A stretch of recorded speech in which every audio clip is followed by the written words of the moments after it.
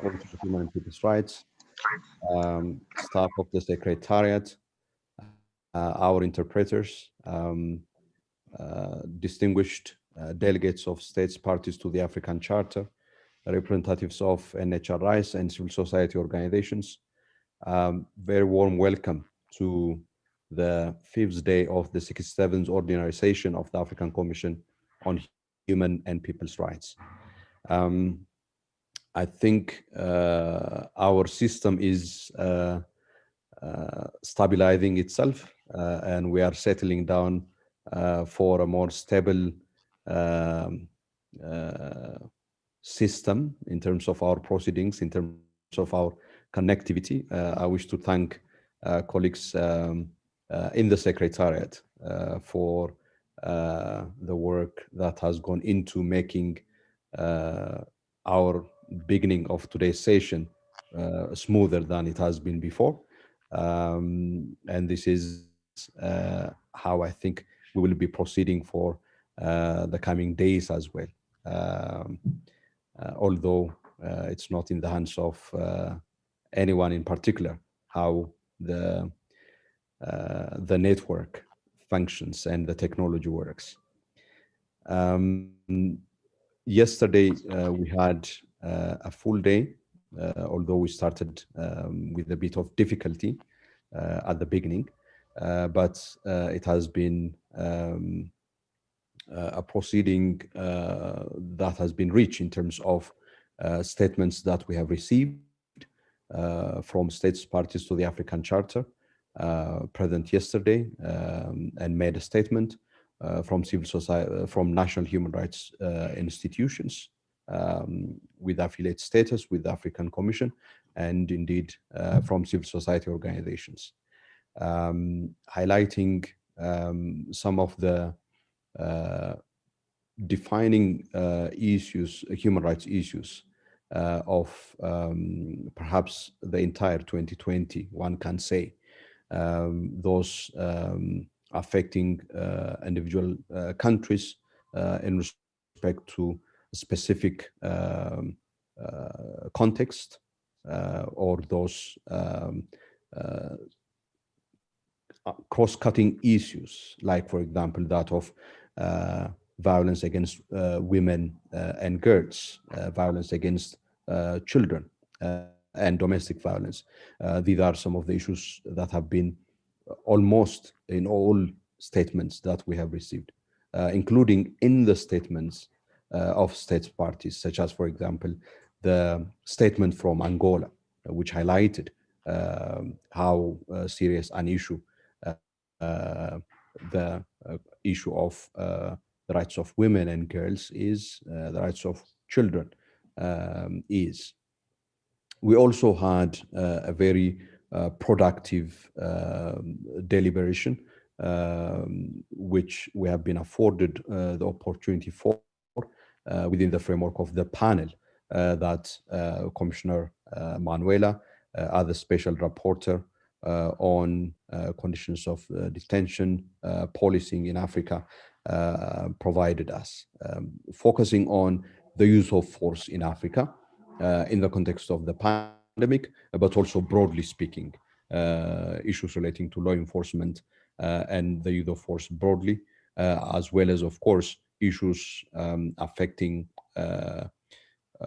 people who are socioeconomically not well off, and therefore are affected by criminalization of quote-unquote petty offenses.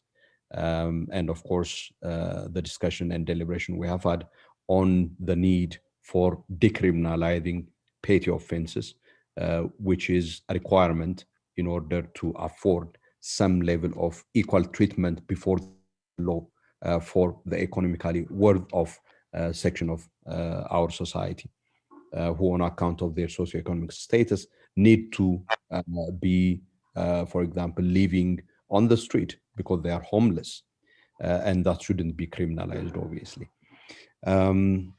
So I wish to thank states who presented their statement yesterday, and indeed national human rights institutions and civil society organizations for their submissions, as well as members of the panel on decriminalization of petty offenses and on the use of force in Africa. Today, we will proceed, as I understand it. I do hope that that is also the agenda, which is on the website, and according to which participants, distinguished delegates, have organized themselves. We will be proceeding to look at item 5, which deals with relationship and cooperation of the Commission with national human rights institutions and non-governmental organizations. We will be starting with relationship and cooperation between the African Commission on Human and People's Rights and NHRIs. For this, we have Commissioner Mudford Zakaria Mwandenga to present an update report, a status update on the relationship and cooperation between the Commission and NHRI. Commissioner Mwandenga, if you are ready, kindly take the floor. Thank you very much. Thank you, Chairperson of the African Commission, the Vice Chairperson, the honorable members of the Commission, distinguished representatives of government, representatives of national human rights institutions, representatives of non-governmental organizations, and representatives of civil society organizations, and may I simply say, distinguished delegates. I have the honor and privilege of presenting to you an update on the relationship and cooperation between the African Commission and national human rights institutions and specialized human rights institutions in Africa. Item number 1, Article 26 of the African Charter on Human and People's Rights, the African Charter, calls on states parties to allow the establishment and improvement of appropriate national institutions entrusted with the promotion and protection of the rights and freedoms guaranteed by the present charter. Furthermore, Article 45(1) of the African Charter mandates the Commission inter alia to cooperate with other African and international institutions concerned with the promotion and protection of human and people's rights. Number 2, in view of this, the Commission has formalized its relationship with national institutions and specialized agencies through the grant of affiliate status. Number 3, as at the 66th ordinary session held in July 2020, 29 institutions have been granted affiliate status with the Commission. Of these, 28 are national human rights institutions and 1 specialized institution. Number 4, the Commission's resolution on the granting of affiliate status to national human rights institutions and specialized human rights institutions in Africa requires that national human rights institutions with affiliate status present their activity reports to the Commission every 2 years and entitles them to attend and participate in the Commission's public sessions. However, the level of involvement of these institutions in the work of the Commission remains marginal.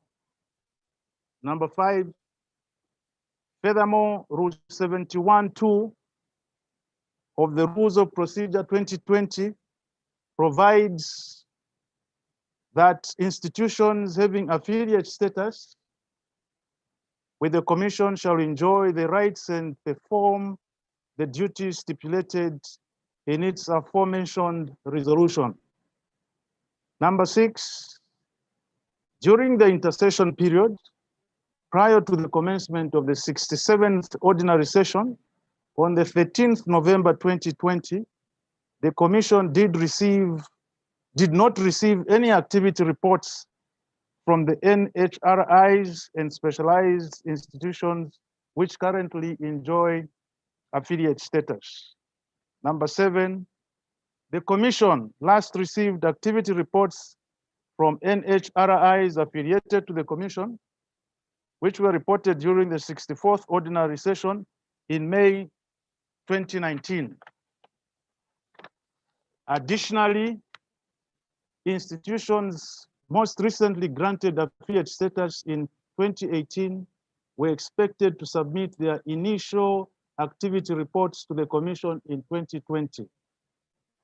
Lastly, but not the least, number 8, the Commission would like to take this opportunity to stress the importance of fulfilling the obligation which NHRIs and specialized institutions with affiliate status have, and once again calls upon all institutions which enjoy affiliate status with the Commission to submit overdue activity reports in accordance with the obligations stipulated in the Commission's rules of procedure and the resolution. Mr. Chairman, that is the end of my updates. Thank you very much.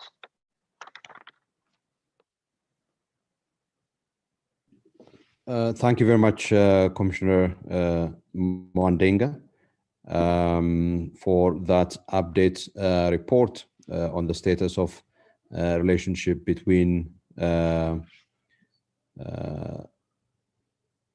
African Commission and national human rights institutions. I think in terms of the experience that we have witnessed in the course of this year, I think I wish to indicate at this stage one very important development that can help in advancing the close working relationship between the Commission and national human rights institutions is the launching of the Forum of National Human Rights Commissions ahead of the session of the Commission, basically as part of National Human Rights Commission's input towards the session of the African Commission. The Commission, of course, have been involved in this forum, and we are happy that this has been launched. And of course, the various other areas of interaction through the various webinars held and initiated by NANRI, as well as the national consultations that members of the Commission convened in respect of their country mandates in the course of this pandemic, for which national human rights institutions played a very key role. Having said that, of course, within the framework of the resolution on the granting of affiliate status of national human rights institutions, it's important that national human rights institutions, of course, provide us reports and updates with respect to the activity that they have undertaken in accordance with the resolution on their affiliate status. I wish once again to thank Commissioner Mwandenga. I'm not sure if, I don't think that there are applications today for affiliate status by national human rights commissions, which means that we are not going to review any application in that respect, which now leads me to then move to the next item, which is on the relationship and cooperation between the African Commission and non-governmental organizations. This is an item in respect of which an update would be provided by Honorable Commissioner Maya Salih Fadel. Commissioner Maya, kindly take the floor. Thank you very much.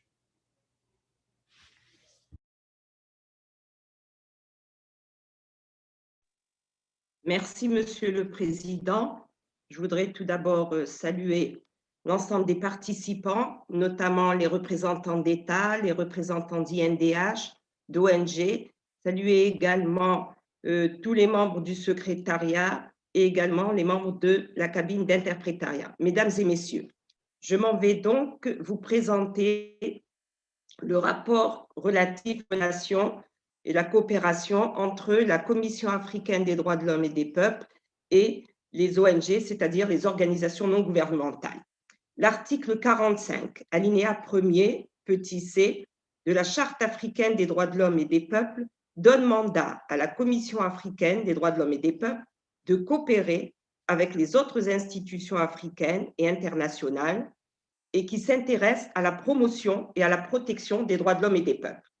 Au terme de la règle 72 alinéa 2 du règlement intérieur de 2020 de la Commission, les organisations non gouvernementales ayant le statut d'observateur auprès de la Commission jouissent des droits et s'acquittent des devoirs prévus par la résolution sur les critères d'octroi et de maintien du statut d'observateur aux organisations non gouvernementales en Afrique. Cette résolution prévoit en son chapitre 3 relatif aux relations entre la Commission et également les observateurs que ces derniers doivent présenter leur rapport d'activité une fois tous les 2 ans à la Commission. Les ONG ayant obtenu le statut d'observateur ont en particulier le devoir de soumettre tous les 2 ans à la Commission des rapports d'activité présentant de manière détaillée les activités qu'ils ont entreprises. Au moment de la tenue de la 66e session ordinaire, organisée en juillet 2020, les ONG ayant obtenu le statut d'observateur auprès de la Commission étaient au nombre de 525. Pendant la période de l'intercession, soit avant l'ouverture de la 67e session ordinaire, le 13 novembre 2020, 8 ONG suivantes avaient soumis leur rapport d'activité au secrétariat de la Commission. Il s'agit entre autres de la Fédération internationale de l'action des chrétiens pour l'abolition de la torture, la FIACAT. Il s'agit également de Human Rights Implementation Center, de la Coalition mondiale contre la peine de mort, de la Fédération internationale des droits de l'homme, FIDH et Replay, de Media Institute of Southern Africa, de Zimbabwe Lawyers for Human Rights et enfin Human Rights Institute of South Africa. À l'heure actuelle, 360 des 523 ONG qui jouissent du statut d'observateur ont soumis un ou plusieurs rapports sur leurs activités.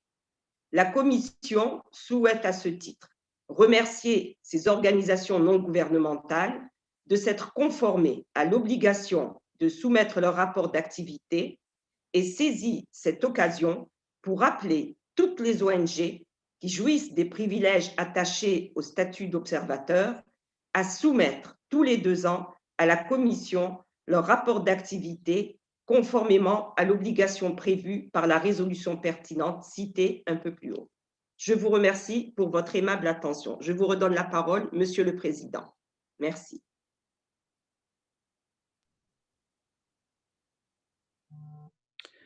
Thank you so much, Commissioner Maya, for providing us with that update on the status of relationship and cooperation between the African Commission and non-governmental organizations within the framework of the African Commission's resolution on the granting of observer status to NGOs. I do understand that earlier on I said there is no application for national human rights institution affiliate status, Apologies for that error that I have made. There actually is one application for affiliate status from the National Human Rights Commission of the Cape Verde, and Commissioner Manuela would be the one that would present to us the application for affiliate status of the National Human Rights Commission of Cape Verde. Thereafter, we would proceed into also reviewing and considering and reviewing the application of non-governmental organizations for observer status. I would now move to give the floor to Commissioner Manuela.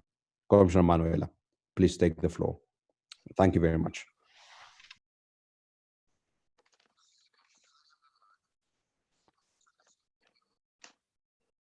Muito obrigada, Sr. Presidente.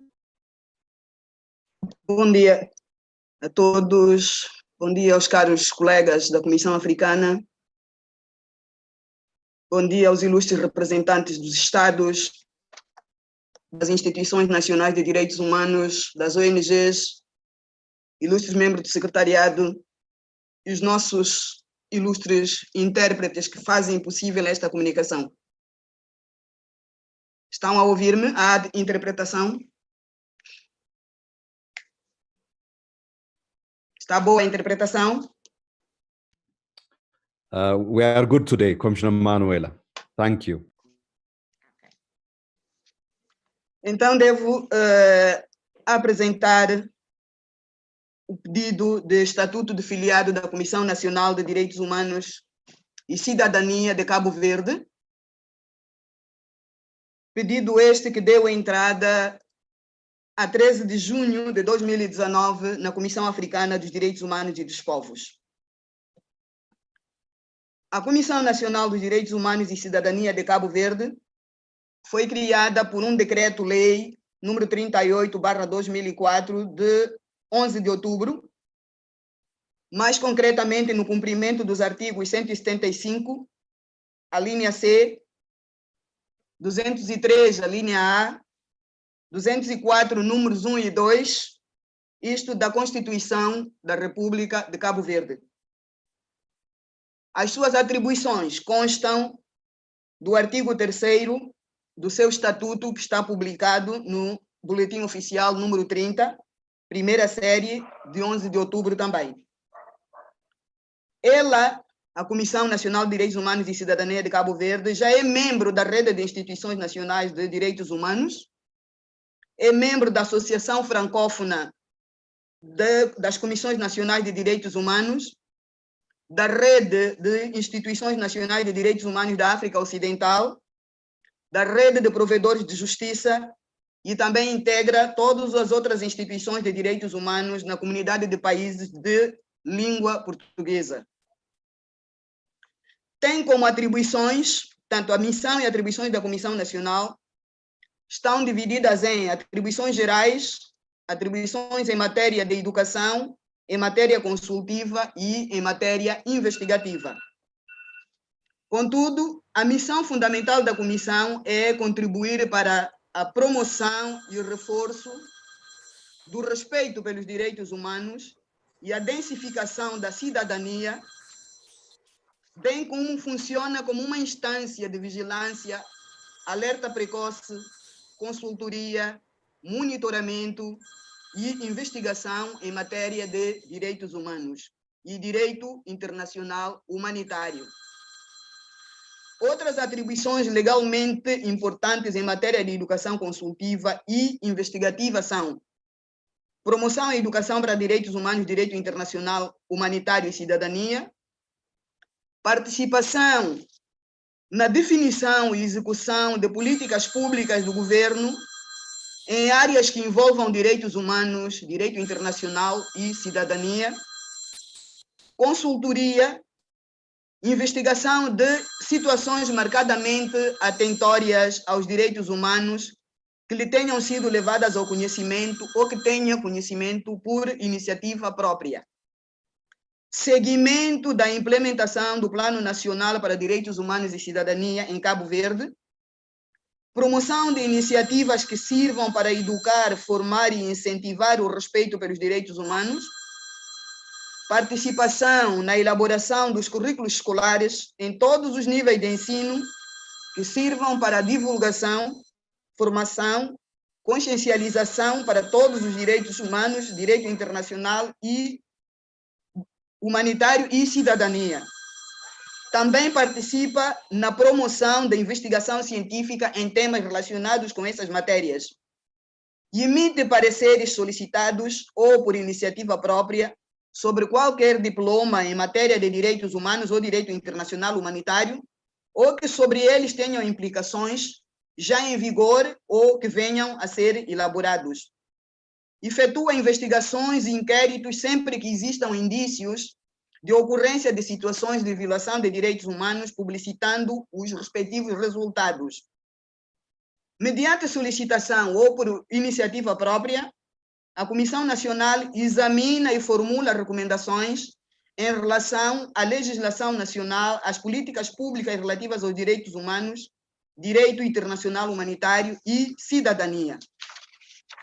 No seu processo, a Comissão apresentou a carta de pedido de estatuto de afiliado, a cópia do Boletim Oficial da República de Cabo Verde, contendo os estatutos da Comissão Nacional, o relatório de atividades referente ao ano de 2018, a lista de seus membros, o plano de atividades para 2020 e no seu relatório e no seu plano de atividades constam informações sobre as suas fontes de rendimento, que maioritariamente é do Orçamento Geral do Estado.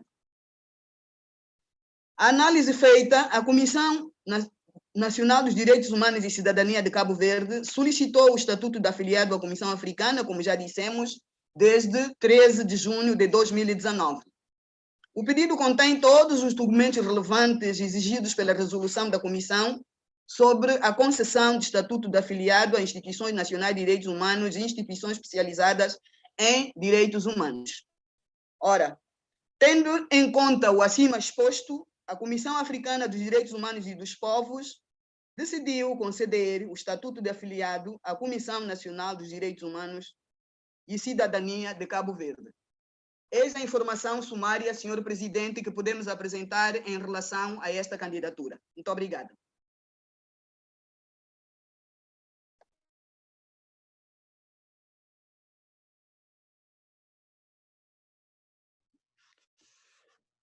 Obrigado, Commissioner Manuela, for that presentation on the application of the National Commission of Human Rights of Cape Verde, requesting for affiliate status with the African Commission on Human and People's Rights. We at the African Commission consider the role and work of national human rights institutions very critical for realizing the African Charter on Human and People's Rights. So we welcome application of national human rights institutions for affiliate status with the Commission. Colleagues, honorable members of the Commission, as Commissioner Manuela indicated, the proposal from the Commission is for granting affiliate status to the National Human Rights Commission of Cape Verde. Can I get indication from honorable members of the Commission for the adoption or otherwise of this proposal?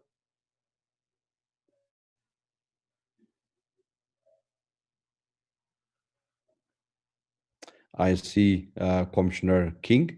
I think a motion for adoption. Also Commissioner Vice Chairperson, also supporting the application. All right, so we have therefore adopted the proposal and hereby decided to grant affiliate status to the National Human Rights Commission of Cape Verde.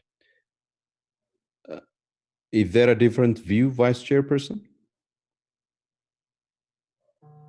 Yes.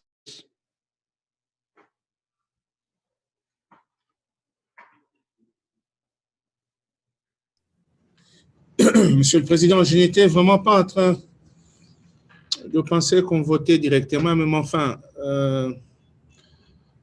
pour ce qui concerne le statut demandé par ce TNG, je n'avais pas d'objection, mais moi, je voulais faire un commentaire sur les rapports qui ont été lus, hein, les rapports sur la situation des INDH et la situation des ONG. Je voulais quand même faire un commentaire par rapport à ce rapport. Il ne faudrait pas que nous les laissions passer comme ça parce que les rapports ne sont pas bons, c'est le cas de le dire. Alors, mon commentaire est celui-ci. Je vais commencer par le premier rapport entre nous et les institutions nationales des droits de l'homme. Je pense que nos rapports sont régis par un texte, par une résolution qui mérite quand même un respect. Nos rapports entre la Commission et les INDH sont régis par un texte qui mérite quand même que les parties prenantes à ce texte puissent y accorder l'attention qu'il mérite. Je n'avais pas la bonne interprétation, mais lorsque le collègue Mitford Zakaria Mwendenga lisait ce rapport-là en anglais, j'ai cru comprendre qu'aucun INDH n'avait soumis le rapport. Nous ne pouvons pas adopter et terminer ce point sans interpeller les INDH qui nous suivent, qui participent nombreux à nos activités, de devoir remplir cette obligation. Autant nous demandons aux États de fournir des rapports de manière régulière sur la manière dont ils mettent en œuvre la charte, autant nous devons aussi demander aux États de devoir, aux INDH plutôt, de devoir nous soumettre un rapport sur la manière dont ils s'occupent de la promotion et de la protection des droits de l'homme. Je crois qu'il faudrait qu'on le dise haut et fort de cette tribune parce que cela participe même du mandat qui nous a été donné de promotion et de protection des droits de l'homme. J'ai suivi aussi le rapport qu'a fait l'honorable Noumaya Salih Fadel sur la situation des ONG en Afrique. Le rapport n'est pas bon non plus. Hein. C'est 8 ONG seulement qui ont fourni un rapport. La situation n'est pas bonne non plus. 8 ONG seulement ont fourni un rapport d'activité sur le pied de l'article 72, alinéa 2. Et pourtant, bisannuellement, on devait avoir un rapport pour chaque ONG. C'est le lieu également de rappeler aux ONG, autant nous demandons aux États de nous fournir leurs rapports régulièrement. It's in English, in French. Autant nous demandons aux États de nous fournir les rapports, autant nous devons aussi rappeler aux ONG de devoir fournir régulièrement leurs rapports. Au cours de la session passée, je pense, Monsieur le Président, lorsque nous avions débattu de cette question, nous avions dit que nous devions assortir cette obligation de rapport d'un certain nombre de sanctions. Je ne sais pas, peut-être au cours de la session privée, inscrivons cette question au cours de notre session privée pour que nous puissions savoir quel type de sanctions nous devons tirer du fait que les rapports ne nous arrivent pas. C'est le petit commentaire que je voulais faire par rapport aux 2 rapports qui nous ont été présentés sur les INDH et les ONG, avant peut-être que nous passions aux autres points. La main qui a été levée, c'était pour ça, mais je la lève encore pour dire qu'on peut accorder le statut à cette ONG. Je n'ai pas d'objection à ce sujet. Merci.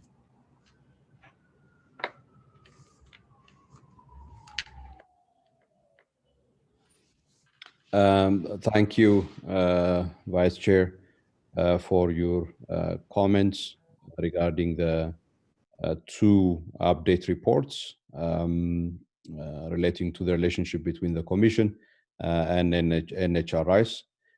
Commissioner Maya, in her statement, indicated that, and Commissioner Mwandenga, in his update report, indicated that yes, that is not a good indication, and there is a need for national human rights institutions complying with the resolution on affiliate status. And indeed, I have also echoed that point in my summary. And the same thing with respect to the report from Commissioner Maya. I think we appreciate, we recognize with appreciation you reiterating those points and also expressing support for the granting of affiliate status to the National Commission of Human Rights of Cape Verde. I think now that we have adopted and officially granted national affiliate status for National Commission of Human Rights of Cape Verde, I wish to congratulate the National Human Rights of Cape Verde for joining the community of national human rights institutions with affiliate status with the African Commission on Human and People's Rights. Thank you for your application. And at this point, of course, I wish to also call on other national human rights institutions of states parties to the African Charter that haven't yet applied for affiliate status. We encourage them to apply for affiliate status with the African Commission on Human and People's Rights so that we carry out this work on human rights, which, according to our motto, is a collective responsibility. Is there interpretation, French interpretation, colleagues? I understand French interpretation is not being carried out. Okay. Do you have interpretation now? Okay, great. Okay. Thank you so much for that. Thank you, Commissioner Manuela. The next is on the application for observer status by non-governmental organizations working on human and people's rights. We will consider these applications, of course, in accordance with Resolution 361, 2016, which was adopted based on a revision undertaken during the 59th ordinary session held in 21 October, November 2016 in Banjul. And of course, we do this as indicated earlier on by Commissioner Maya within the framework also of Article 45 of the Charter and Rule 72 of the Rules of Procedure of the African Commission. There are a number of requirements as colleagues, honorable members of the Commission, and all participants know for the granting of observer status, which is highlighted in this resolution, which essentially requires that any applicant has to be one that carries out human and people's rights work on the African continent. The details of the criteria is available on the website relating to Resolution 361. Today we have 4 applications for observer status. These are the MAT for Peace, Development and Human Rights, Media Council of Tanzania, Africa Biodiversity Network, and International Peace Institute. These are the 4 non-governmental organizations that requested for observer status. I would request first Commissioner Mwandenga, if you have the application before you, to present this application by Africa Biodiversity Network, Kenya, for us to review the application. You have the floor, please.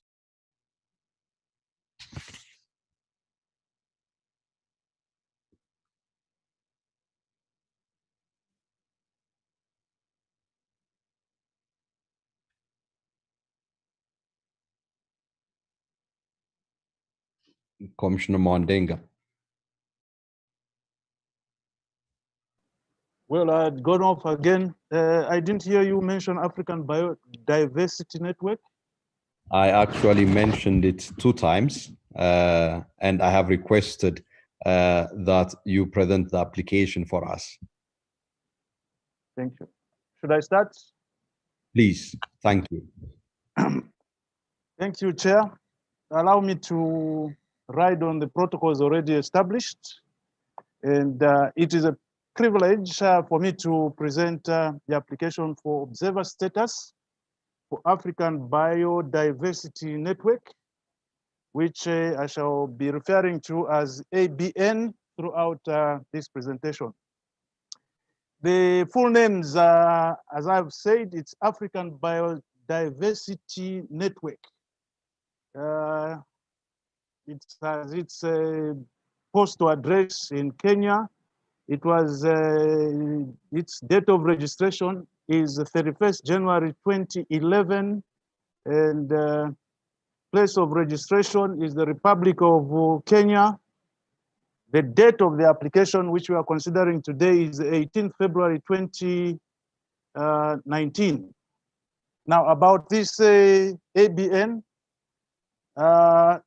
it was first conceived in 1996 in response to the growing concerns over threats to biodiversity and associated indigenous knowledge and community rights in Africa, and the need to develop strong African positions and legal instruments at national, regional, and international level to protect local communities. Essentially, the ABN stemmed from the needs to strengthen Africa's participation and capacity at key international fora, to defend its interests against impinging global forces. Much of the organization's works involve the protection of the ecosystems, an activity critical for communities' climate resilience and justice, empowering communities towards their rights to self-determination and governance. The thematic areas, ABN's work centers on 4 interrelated programs, which focus on empowering indigenous and local communities to revive their biocultural diversity and protect their areas of ecological, spiritual, social, and economic significance. The 4 areas are as follows: community ecological governance and sacred territories. This program includes community dialogues to analyze and strengthen relevant traditional ecological knowledge and practices and build community ecological governance capacity. The creation and use of eco-maps and calendars to facilitate agreement of land and biodiversity management and control, first within communities, then with the local and national governments. The other theme is community seeds and knowledge. This program promotes ecological agriculture and local food sovereignty as the most effective and ethical way to feed the growing population and cope with climate change. Then there is another theme, which is youth culture and biodiversity. This thematic area of ABN aims to deepen people's sense of belonging with one another and with the earth in order to restore confidence eroded over years of marginalization of indigenous ecological knowledge and practices. And lastly, strengthening networking. This basically deals with communication and regional advocacy. Commissioners, the vision and mission of ABN is to ignite and nurture a growing African network of individuals and organizations working passionately from global to local level with capacity to resist harmful developments and to influence and implement policies and practices that promote recognition and respect for people and nature. The organization's vision is we envisage vibrant and resistant African communities rooted in their biological, cultural, and spiritual diversity, governing their own lives and livelihoods in harmony with the healthy ecosystem. Commissioners, the list of documents that were provided as follows. There was a letter of application. Then there was also a list of board of trustees as well as a list of partners. There was a certificate of incorporation that establishes this ABN. There were also signed statutes relating to the organization and management of this ABN. Then there was also evidence of sources of funding. We also were presented with the independent audited financial statement dated 31st May 2019. We are also privileged to have an activity report, which is a 2018 activity report. And lastly, but not least, we were also given their strategic plan for 2019 to 2021. After analysis of this application, we found that this application is from an organization whose objectives and activities are in consonance with the African Charter on Human and People's Rights. And we also found that the application contains all the relevant documents as required under the Commission's resolution on the criteria for granting and enjoying observer status to NGOs working in the field of human and people's rights. And lastly, the decision of the Commission is as follows. In view of the above, the African Commission on Human and People's Rights decides to grant observer status to the African Biodiversity Network. Chair, that is the presentation submitted for consideration. Many thanks. Many thanks, Commissioner Mwandenga, once again, for presenting this application from the Africa Biodiversity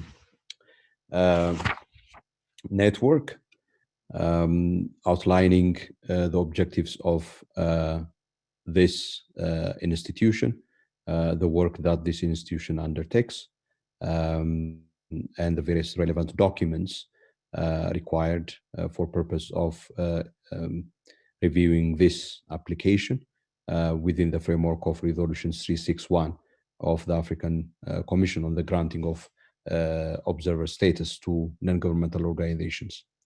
There you have it, colleagues, members of the Commission. This is therefore for your consideration and decision.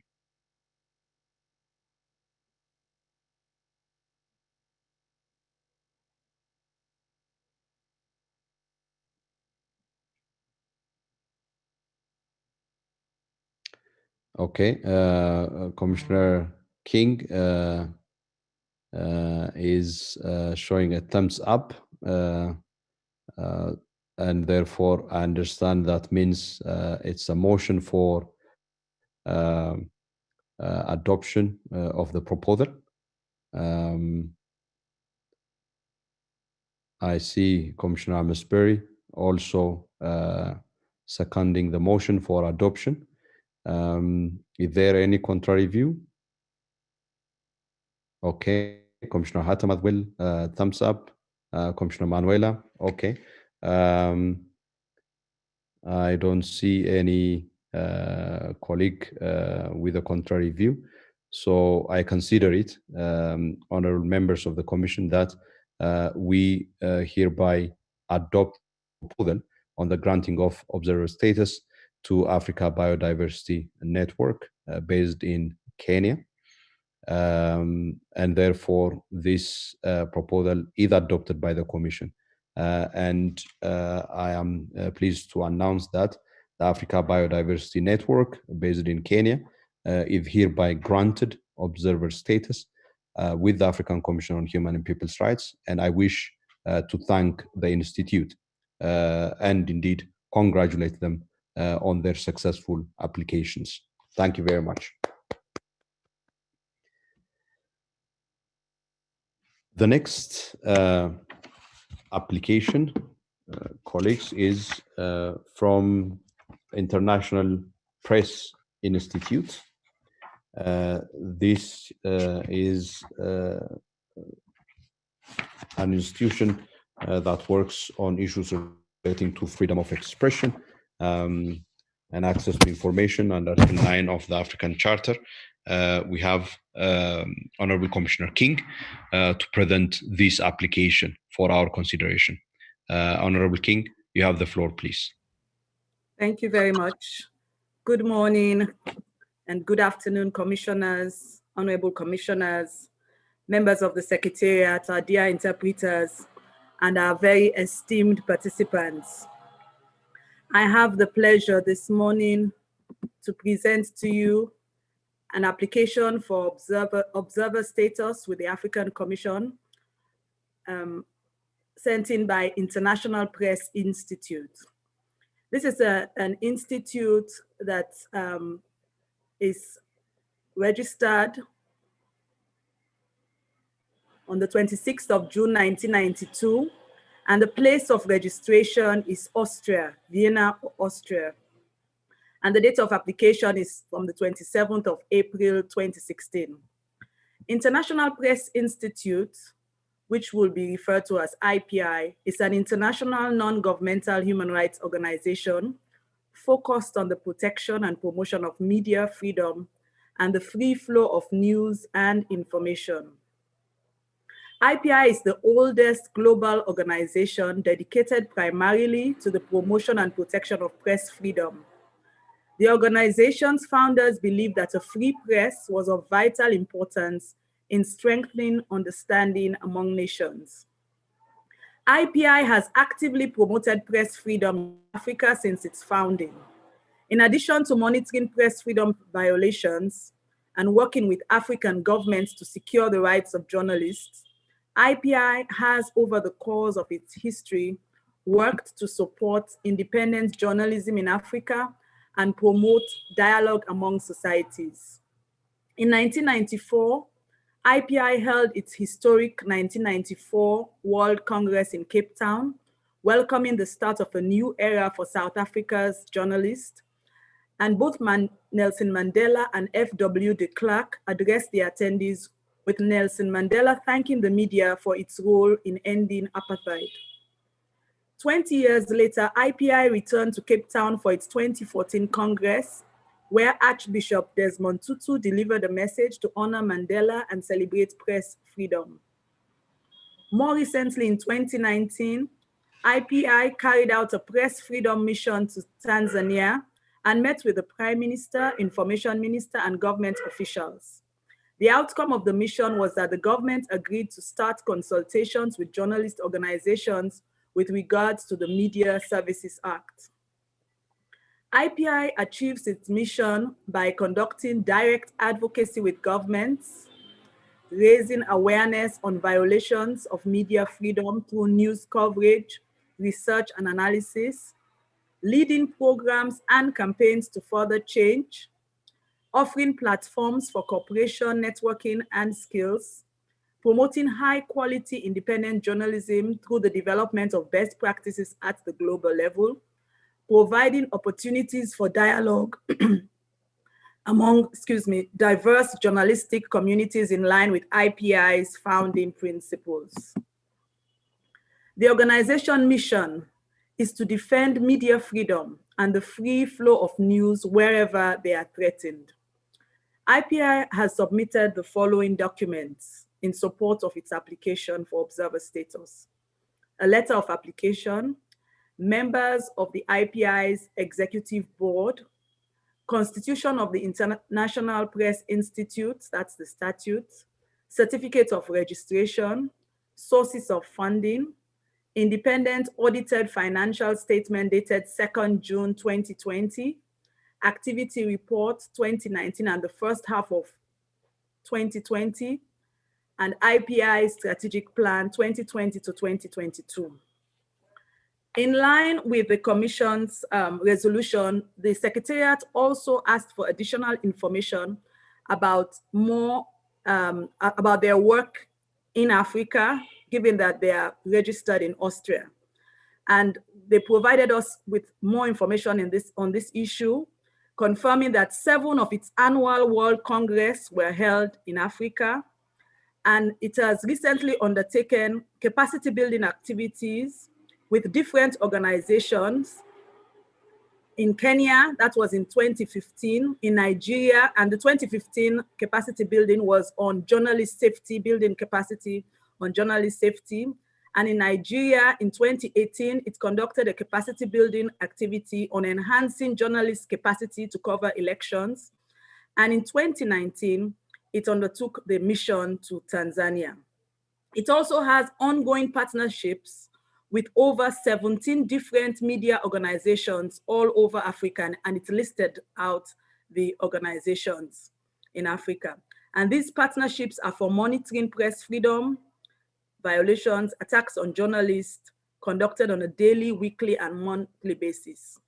So having regard to all of the above, the analysis is that this application is from an organization whose main objective and activities are in consonance.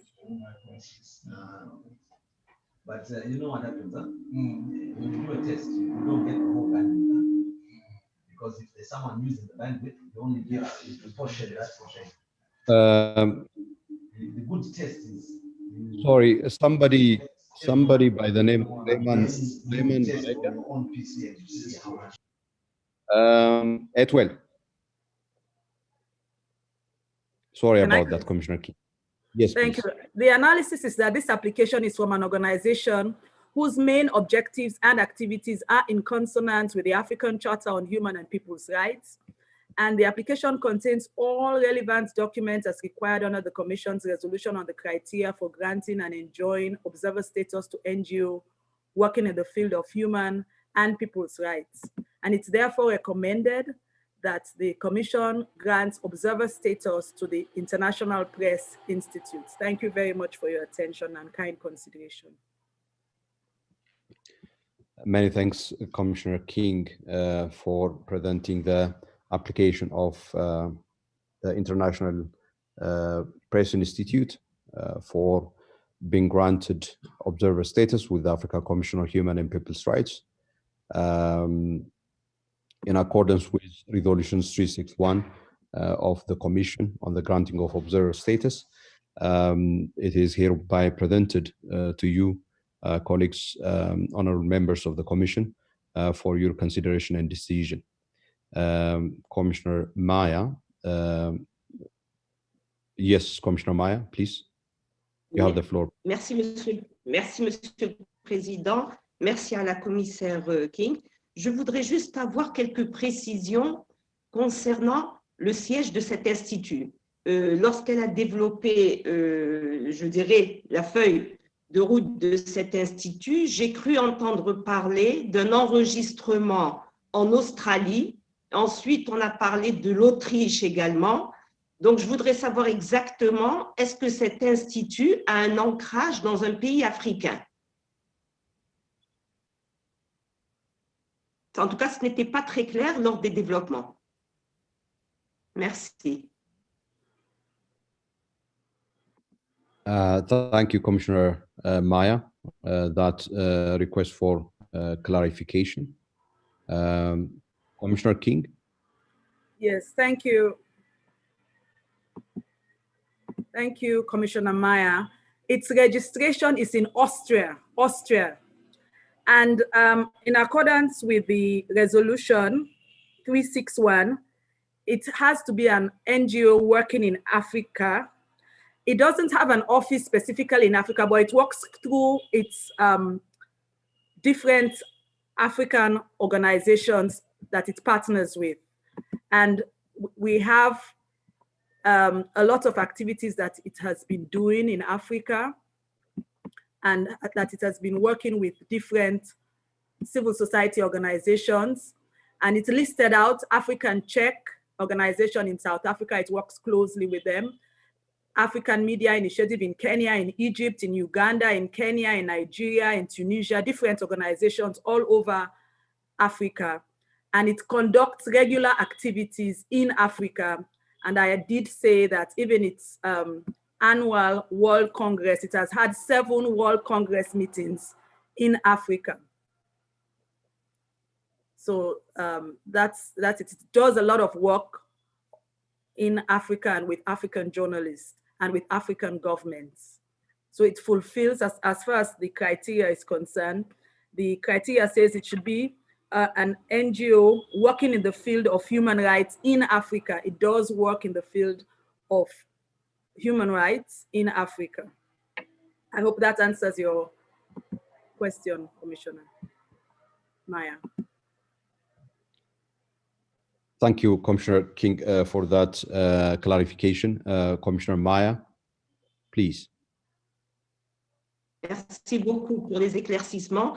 Donc, si j'ai bien compris, il s'agit d'un institut dont la domiciliation d'origine est en Autriche et qui a, je dirais, des cadres de collaboration et de coopération avec une multitude d'associations d'ONG en Afrique, mais c'est un institut qui n'a pas d'existence juridique et légale en Afrique. Donc, je me pose la question de savoir, est-ce qu'on peut accorder un statut d'observateur, notamment à une institution étrangère, donc hors Afrique, et qui n'a pas d'ancrage légal dans un pays africain? Voilà, je pose la question à l'ensemble des commissaires. Parce qu'il y a beaucoup d'ONG, effectivement, qui travaillent en Afrique, et qui ont des sièges dans d'autres pays, hors Afrique, mais qui n'ont pas demandé un statut d'observateur. D'autres, par contre, ont effectivement des domiciliations en Afrique et évoluent à partir d'un pays africain. Voilà, donc je pose la question juste pour savoir si nous sommes en mesure d'accorder ce statut à une institution qui est hors Afrique et qui collabore simplement avec d'autres ONG africaines qui peut-être procèdent au renforcement de capacités de journalistes, etc. Merci beaucoup.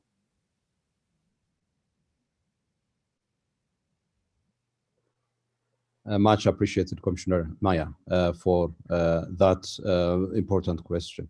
I see the hand of the Vice Chair. And then I'll come to you, Commissioner Manuela. Vice Chair, you have the floor.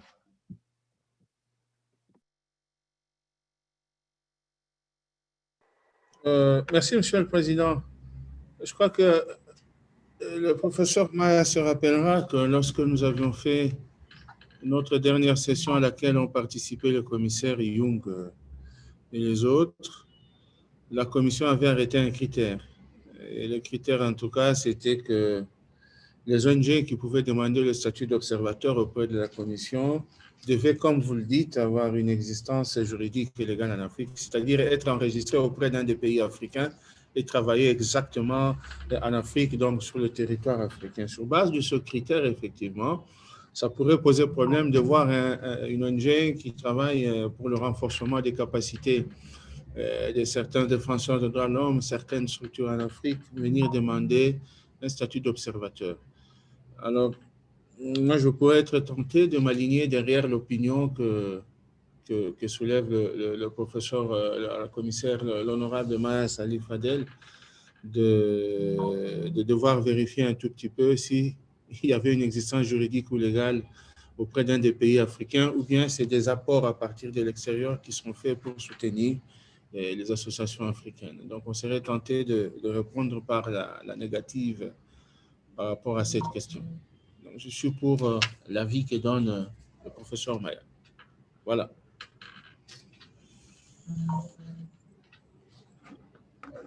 Thank you.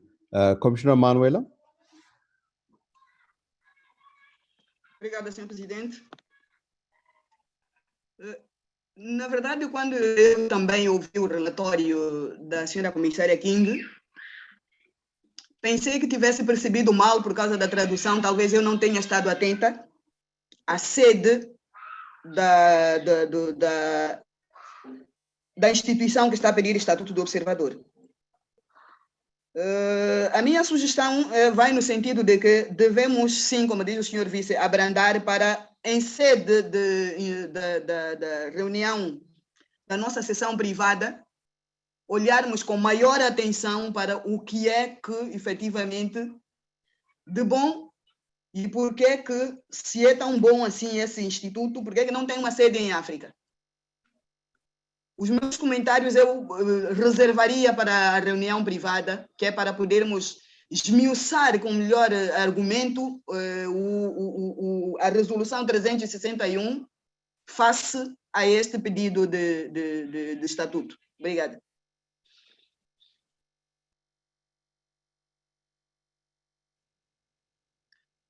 Thank you, Commissioner Manuela. Any other member of the commission? Okay, Commissioner King. Yes, please, Commissioner King. Thank you, Chair. Chair, it is very clear from the application that their registration is in Austria. There's no question about it. And it's also clear that they do work in Africa. And in line with the resolution that we have had, it doesn't say that you have to be legally registered in Africa. And we have granted observer status to quite a good number of NGOs that we closely work with that do not have a registered presence in Africa, but they do quite a lot of work in Africa, except we amend the resolution. But as it is now, we will be going against our own resolution, which is in writing, that the NGO has to be an NGO working in the field of human rights in Africa. So as far as I can see it, if an NGO has held 7 of its annual World Congress in Africa, it has conducted capacity building in different African states, and it works very closely with 17 different media organizations all over Africa. And it has conducted a mission to Tanzania, where it engaged the government and institutions in that country. I see no reason why that NGO should not be work closely with the Commission in terms of promoting and advancing the rights. That is particularly Article 9 of the Charter dealing with freedom of expression and access to information. And in that vein, I would wish to appeal to colleagues to consider granting this NGO an observer status. Thank you. Thank you, Commissioner King, for that important observation relating to what exactly the Resolution 361 on the granting of observer status states and requires, what the requirements are as stipulated in the resolution. I think that's a very important consideration for our deliberation. Do I see any other hand from colleagues? Other colleagues?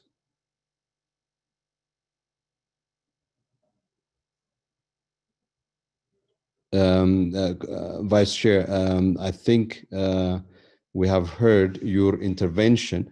If there are, let me give, wait, Vice Chair. Let me give the chance to other colleagues. If there are other colleagues who wish to take the floor, I think if there are no colleagues who wish to take the floor, I'll give you, okay, Commissioner Guy. Yes, Commissioner Guy, please. Merci, Monsieur le Président. Si effectivement nous avons eu à adopter une résolution pour s'ouvrir à d'autres organisations qui n'ont pas un siège en Afrique, je crois qu'il faut revisiter cette pratique pour voir, parce qu'il serait incohérent de rejeter cette demande d'affiliation si effectivement, si dans le passé, nous avons eu à accorder l'affiliation à des organisations qui n'ont pas de siège en Afrique. Et je crois que compte tenu de notre mission de protection et de promotion des droits de l'homme, nous devons avoir une conception très large pour pouvoir disposer de maximum d'organisations qui puissent nous aider dans nos tâches. Je crois que c'est juste un problème de position. Est-ce qu'on doit avoir une vision restrictive, une vision d'ouverture? Mais je crois que la solution se trouve sur l'existence ou non donc, de la résolution qui permet effectivement d'accorder le statut à des organisations qui n'ont pas de siège. Si véritablement cette résolution existe et qu'on a eu à accorder sur cette base, je crois qu'il serait logique de continuer cette jurisprudence et peut-être d'approfondir cette réflexion dans l'avenir pour voir. Je vous remercie. Merci beaucoup, Commissioner Guy. May I give the floor now to Commissioner Abomo? You have the floor, please. Je vous remercie de me passer la parole, Monsieur le Président. Je voulais juste rebondir sur ce que vient de dire le commissaire Guy. Si j'ai bien compris, nous avons deux positions. Une position qui affirme que il est possible, je résume, hein, il est possible d'octroyer le statut d'observateur à une ONG qui n'a pas d'ancrage sur le continent africain. Et une autre qui se pose, qui interpelle cette position-là. J'ai cru entendre Madame le commissaire King dire qu'il y a eu des précédents. Je souhaiterais que, en ma qualité de nouveau commissaire, qu'on puisse me permettre de pouvoir avoir ces documents, c'est-à-dire ces précédents, ces décisions, pour que je puisse me prononcer, comment je dirais, en connaissance de cause. Voilà ce que je voulais dire. Je vous remercie, Monsieur le Président. Thank you, Commissioner Abomo. Commissioner Vice Chair, you have the floor.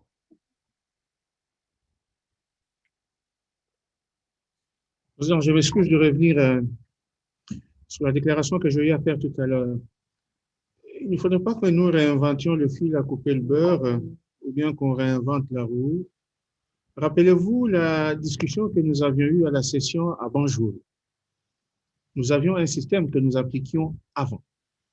Et ce système était ouvert à toutes les ONG. Il m'a paru que la dernière fois, quand nous avions eu cette réunion avec le commissaire partant de Young, les Maïga et les autres, nous avions pris une approche restrictive. Le commissaire Abomo est en train de parler d'ailleurs comme s'il avait participé à cette réunion alors qu'il n'était même pas là. Nous avions dit que nous n'accorderons plus de statut qu'aux ONG qui ont de l'ancrage. C'était ça le principe que nous avons. Le commissaire Atem pourrait me corriger si jamais je me trompe. On a refusé l'ancien système en disant on va prendre maintenant uniquement les ONG qui ont de l'ancrage. Quels que soient les précédents qui se sont passés. C'était ça le principe que nous avions arrêté l'autre fois. Maintenant, je peux me tromper, c'est pour cette raison que j'ai soutenu ce qu'a dit la commissaire Maya, parce qu'elle était présente aussi à cette réunion. C'est pour ça que je soutiens cette thèse. Je sais qu'il y a des ONG internationales qui travaillent avec toutes les dispositions de la charte, pour toutes les dispositions qu'il y a. On a des partenaires internationaux. Mais pour le statut d'observateur, nous avions restreint uniquement aux ONG qui ont l'ancrage en Afrique. Bon, maintenant, si la Commission voudrait encore revenir sur cette position, nous, on n'a pas de problème. Moi, d'ailleurs, c'est moi qui est le point focal sur les questions liées à la liberté de réunion et d'association. Ça me fera un grand plaisir de voir qu'on ouvre cette question et que toutes les ONG puissent avoir ce statut-là. Mais je ne faisais que rappeler une décision qui avait déjà été prise de devoir restreindre ce statut-là. Alors, si je me suis trompé, demandez même à nos legal officers de nous rappeler le contenu des discussions que nous avions eues et la décision qui avait été prise. Et je crois que l'intervention de la collègue Maya rentre dans cette logique-là. Ça, c'est des choses pour lesquelles nous avions passé des heures et des heures. Merci, Président.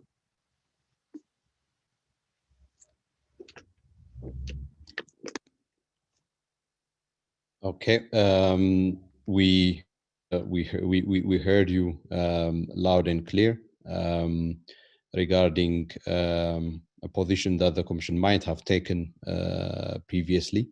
Of course, it's something that we need to reflect on. I'm not going to explain or basically at this point discuss my perspective, but I will give the floor instead to Commissioner Hatem.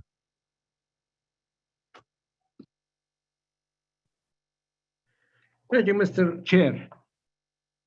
Bonjour, chers collègues, bonjour, monsieur le représentant des États, des ONG, des INDH, chers amis du secrétariat et de la cabine.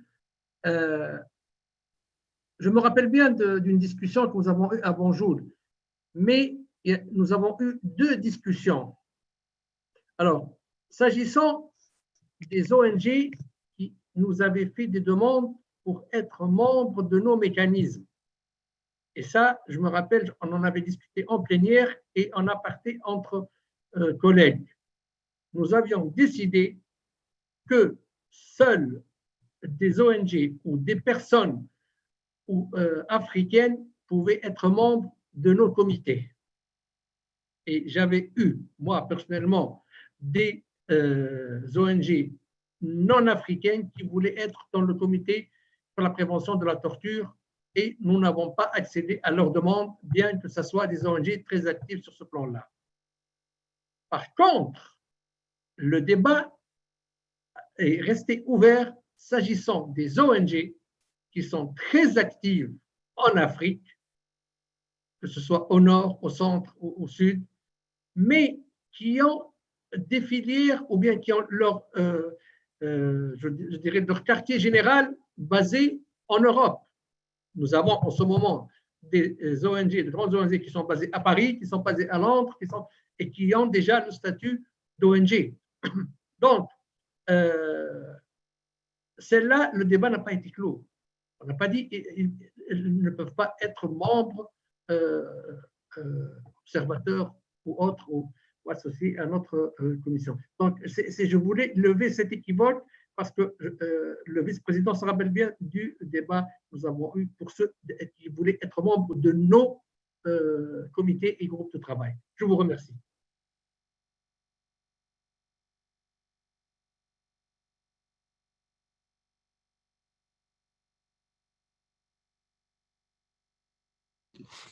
Thank you very much, Commissioner Hatem. Colleagues, thank you for all your contributions and inputs and insights. I recognize that there are principally two perspectives that have been presented to us. One perspective which is on the basis of the reading and application of the terms of Resolution 361 on the granting of observer status to non-governmental organizations with the African Commission on Human and People's Rights. Another perspective is one that draws on an earlier discussion within the Commission regarding the question of application of non-governmental organizations that are not based in Africa, and whether or not those non-governmental organizations not based in Africa should be granted observer status within the framework of Resolution 361. And this, of course, has to do with the question of whether or not what the terms of Resolution 361 says is basically one that requires an NGO to be an African, one that requires an NGO to be based in Africa, to have a presence or a base in Africa. It is on that basis that the two perspectives are discussed. it is worth repeating and reminding all ourselves that indeed there are institutions with observer status to whom this status have been granted by the Commission, as Commissioner King indicated, despite the fact that they may not have the kind of African registration that have been raised here. And of course, Commissioner Hatem highlighted the point that we have had a discussion, and perhaps it's a discussion that we might not have concluded in that sense, and one that we may wish, of course, to bring to some conclusion. Now, having regard to all the perspectives explained from all the contributions from honorable members of the Commission,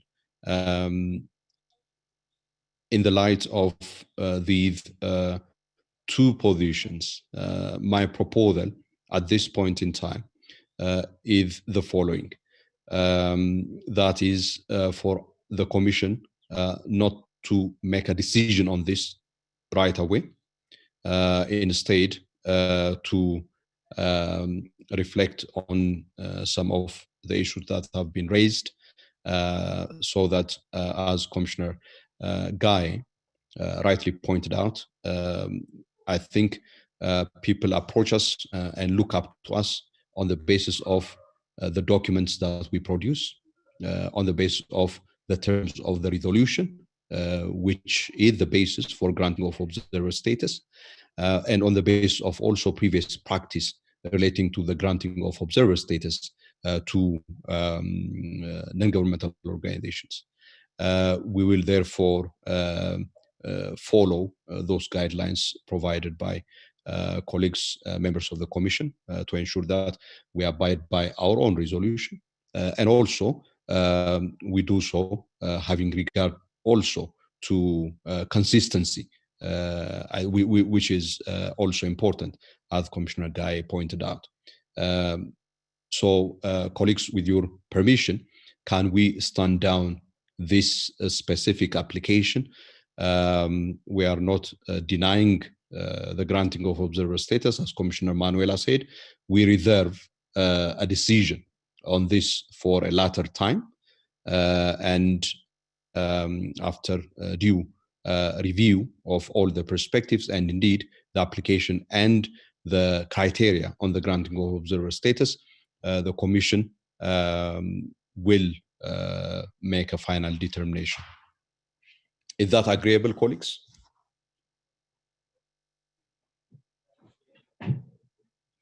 Okay. Commissioner Maya, is that agreeable? Vice Chair? All right. Excellent. We have agreement from all members of the Commission. We can therefore, okay, sorry. We have, apologies, Commissioner King. I think Commissioner King has made a very solid argument why it is, pertinent and legitimate for the Commission not to deny this application. The question now is not whether we should agree with you or we should disagree with you. That's not what I am doing. What I am doing is basically, shall we reserve ultimate decision for a later time, and then after further deliberation jointly, we come to a common position. That is really what I am basically suggesting. If that is okay with you, and I duly recognize your reservation, that is duly noted. And with that, let's now stand down this particular application and express my appreciation and thanks to a very insightful observations and comments provided by colleagues. Thank you very much for that. So we'll come back to this agenda at a later point. With your permission, colleagues, once again, may I now proceed to the next application. And the next application is from MAT for Peace, Development and Human Rights. MAT for Peace, Development and Human Rights. This is an application from, I understand, an non-governmental organization that is based in Egypt, and the country rapporteur for Egypt, Commissioner ACHPR, would therefore present this application for our consideration. Commissioner ACHPR, you have the floor, please. Honorable Chair, thank you for the floor. Your Excellencies, Ambassadors, all protocol observed, Honorable Vice Chair, and all Honorable Commissioners, participants, and members of the Secretariat who prepared the digest for presentation today. I thank you all. The full name of the particulars of the non-governmental organization applying for observer status with the African Commission on Human and People's Rights is MAT for Peace, Development and Human Rights. MAT for Peace, it has an address in Mars Helwan in Egypt, and the date of registration is 25th of February 2010. The place of registration is the Arab Republic of Egypt. The date of application is the 2nd of July 2020. About the NGO. MAT for Peace, Development and Human Rights is an organization that works on spreading the culture of peace, human rights, and constitutional awareness among the citizens of Egypt. The objectives of the organizations are: 1, to spread, promote, and consolidate a culture of peace, democracy, and human rights, to renounce violence and fight against crime and corruption. It also seeks to implement international charters and conventions in support of the just and lasting peace and respect of human rights, and to raise public awareness around them. It also seeks to promote and encourage democratic practices, good governance, and the rule of law. It raises the awareness of citizens to their legal rights and constitutional rights. It raises the awareness of the young leaders in civil society organizations, or CSOs, through training sessions. And it also elaborates studies and legal research to contribute to the development of legislative structures.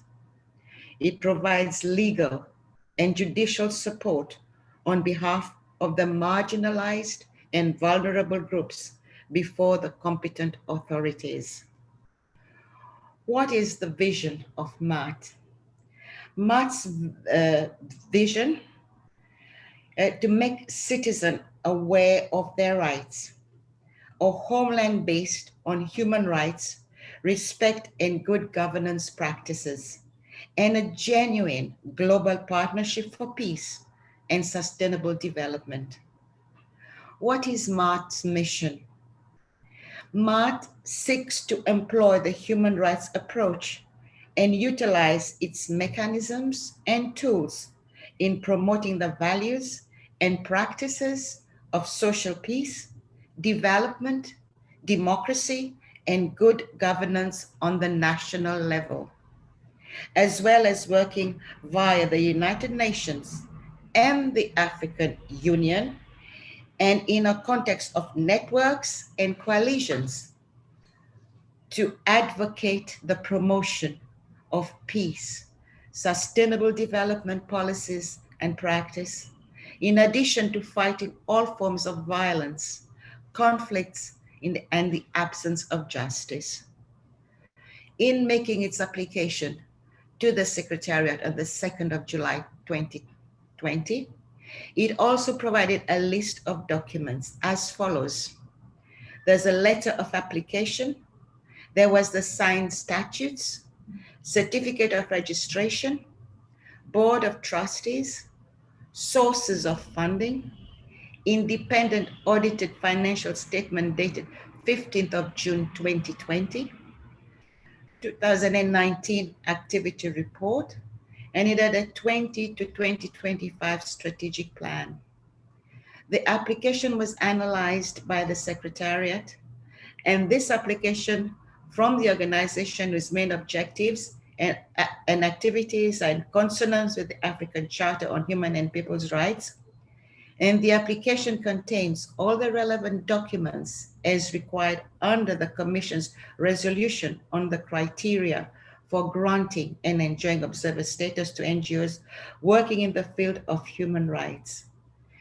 Therefore, I've reached the point where I would like, as the Commissioner Rapporteur for Egypt, I'd like to recommend that in view of the above, the African Commission on Human and People's Rights decides to grant observer status to MOAT for peace, development, and human rights.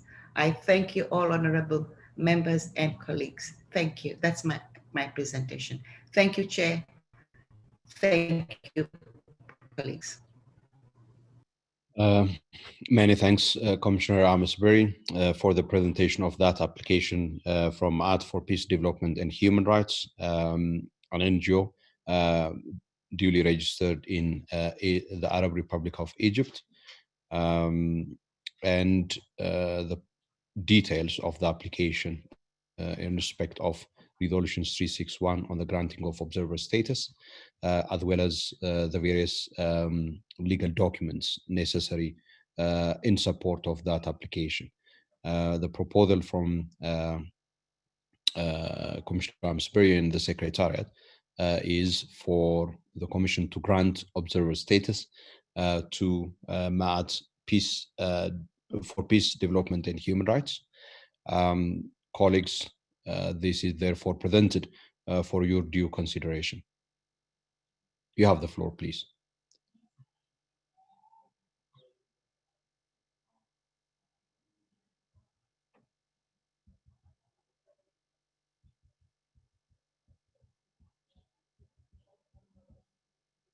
Yes, Commissioner Manuela.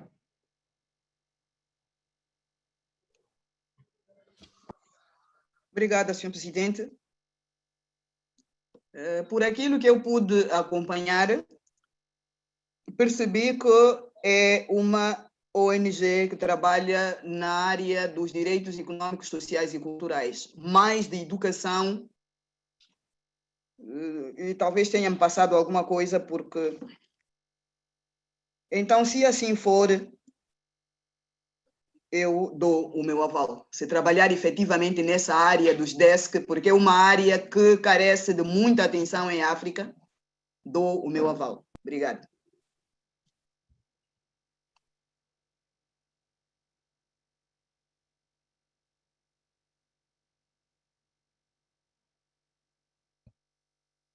Sorry, where is the screeching coming from? I just wanted.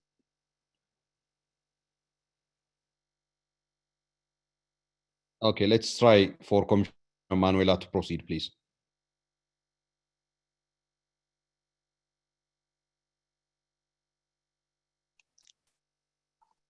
Eu dizia, Sr. Presidente, que por aquilo que eu percebi da apresentação da ilustre comissária Alexia, esta ONG dedica-se a questões relacionadas com os direitos econômicos, sociais e culturais, com maior enfoque na questão da educação e educação para a cidadania. Se é este o entendimento que eu tive, se este entendimento é correto, dou o meu aval para que possa obter o estatuto de observador. Obrigada.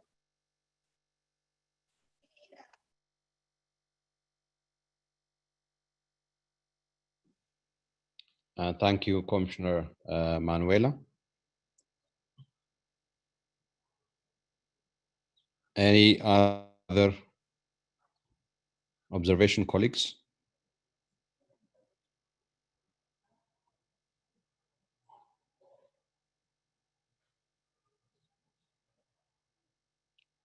Okay.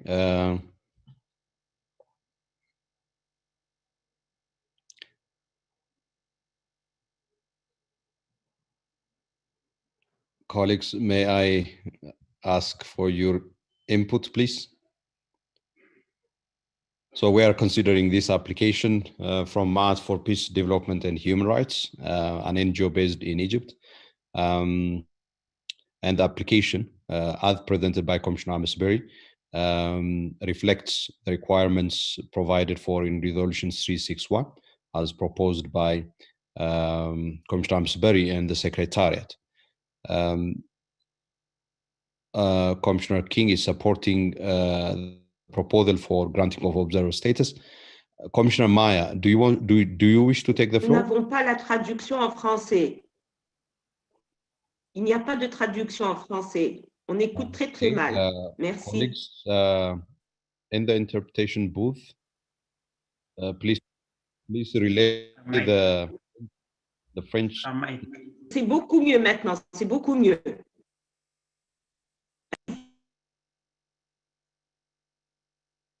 Okay. I was requesting Commissioner Maya for the input of... Maintenant, oui, je vous entends.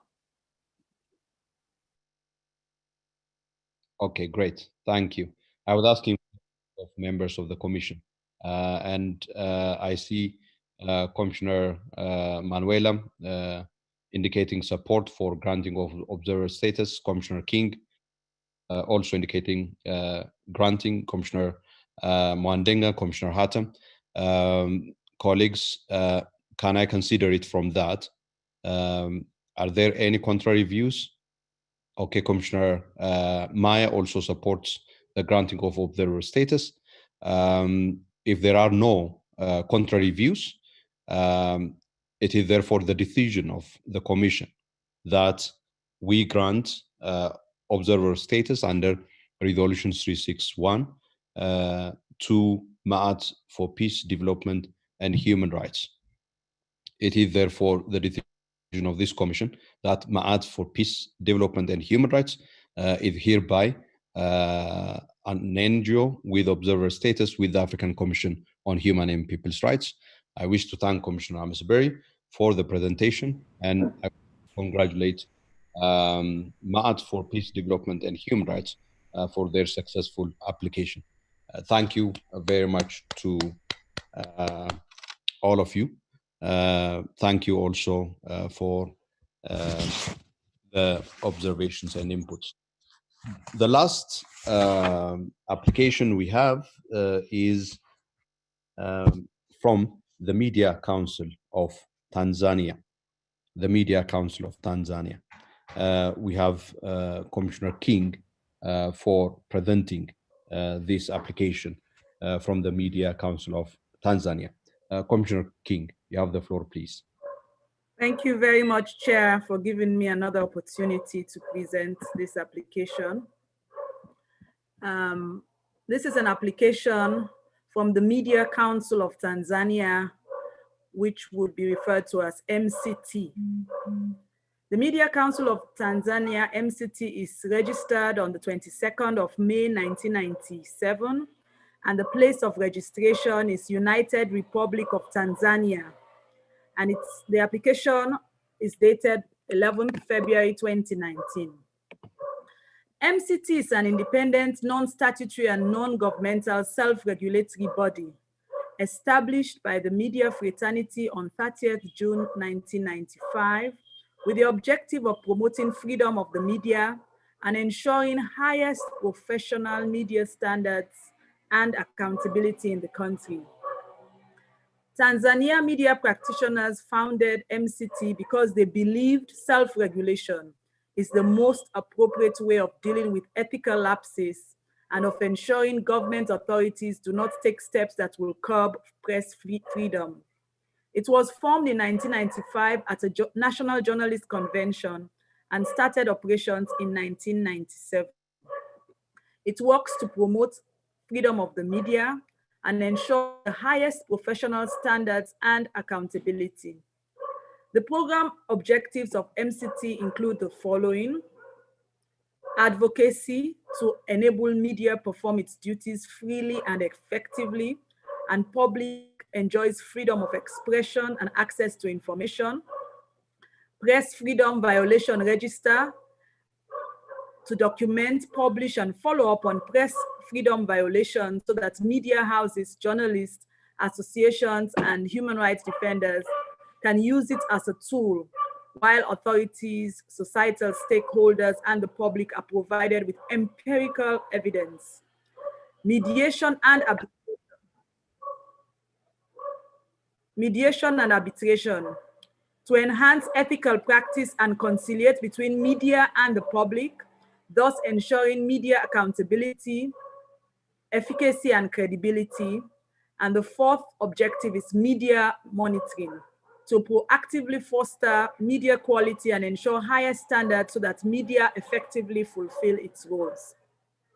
The mission of MCT is to create an environment that enables a strong and ethical media that contributes towards a more democratic and just society. And its vision is a democratic Tanzania with a free, responsible, and effective media. In order to support its application, MCT has provided the Secretariat with the following documents: a letter of application, the Board of Trustees and Governing Board members, certificate of registration and certificate of incorporation, signed statutes, sources of funding, independent audited financial statements dated 21st May 2018, 2017 activity report, 2018 to 2021 approved MCT program strategy. Analysis. This application is from an organization whose main objectives and activities are in consonance with the African Charter on Human and People's Rights, and the application has all the relevant documents as required under the Commission's resolution on the criteria for granting and enjoying observer status to NGOs working in the field of human and people's rights. In view of the above, it is recommended, and I endorse that recommendation, that the Commission grants observer status to the Media Council of Tanzania. Thank you very much, Chair. Many thanks once again, Commissioner King, for presenting the application of the Media Council of Tanzania, which is an organization based in the Republic of the United Republic of Tanzania, which have provided the details of its activities, which relate to freedom of the press, freedom of expression, and access to information, and also the relevant documents, as Commissioner King outlined, that support the application for observer status. This is therefore presented to you, colleagues, members of the Commission, for your consideration and decision.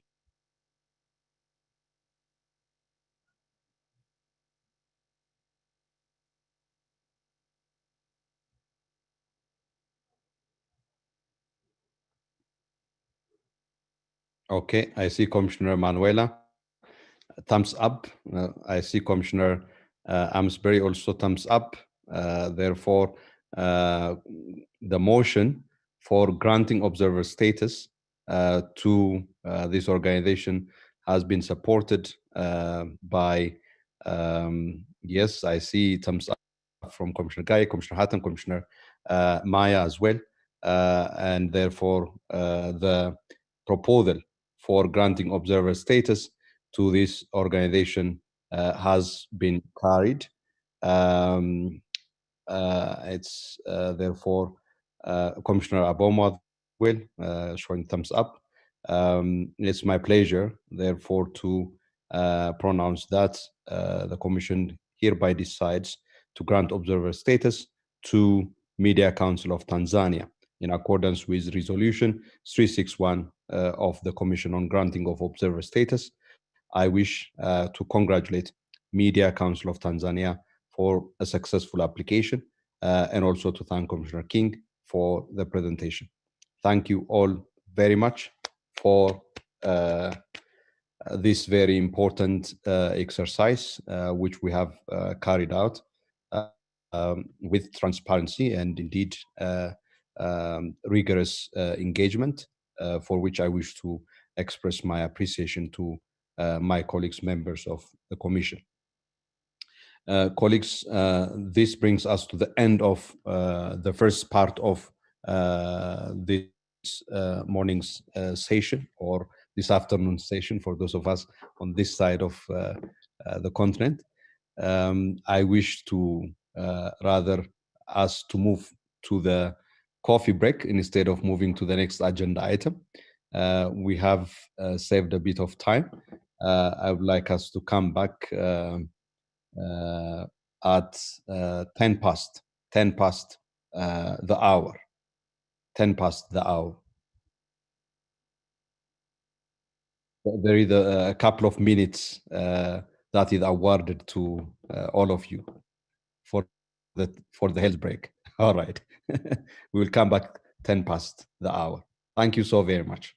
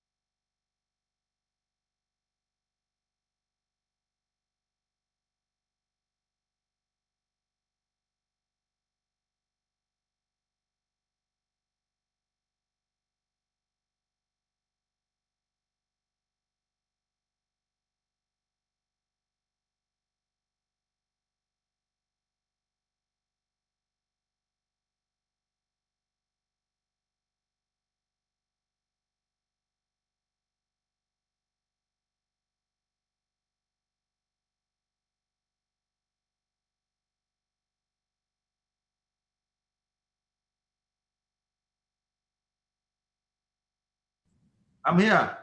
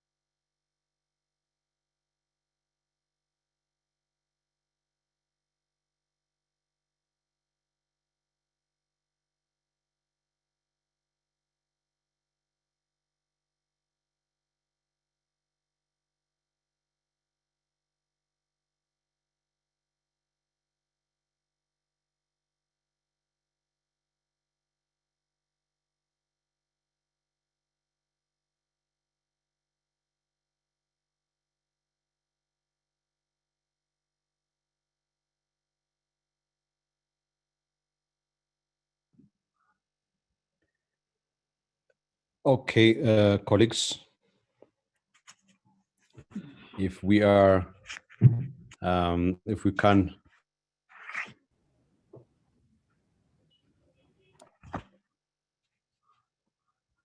it is 10 past the hour.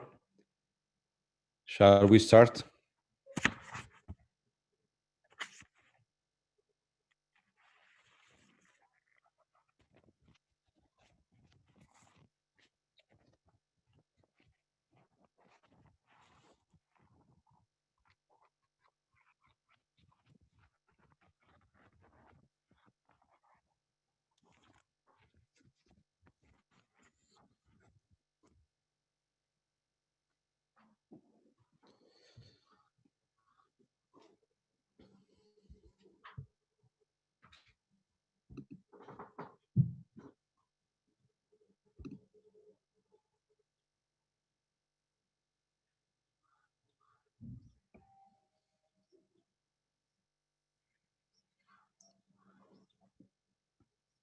Okay, I'm calling this session to order again for us to proceed with the next agenda item for today's session.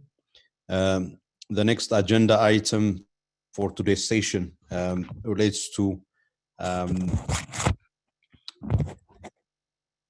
issue which has been a major area of preoccupation for nations and states across the world, not least of all states parties to the African Charter on Human and People's Rights. And indeed, us at the African Commission on Human and People's Rights and the broader African Union system. This relates to the right to health, one of the fundamental rights whose protection and whose fulfillment is a prerequisite for living a life of dignity and also for living life well and indeed for pursuing all areas of other pursuits in our lives as individual human beings, as members of society, and indeed the world. As you all know, colleagues, COVID-19 had underscored and highlighted a very, very fundamental lesson for us all. The first lesson is, of course, the right to health is a fundamental right. It is a fundamental right to which every human being is entitled, for whose enjoyment and fulfillment all of us collectively have a stake. It is a fundamental public good for whose provision the state and society as a whole bears primary responsibility. Primary responsibility. That the threat to the health of one, is indeed a threat to the health of another in a condition like that of COVID-19. That no member of society, however well off, can secure him or herself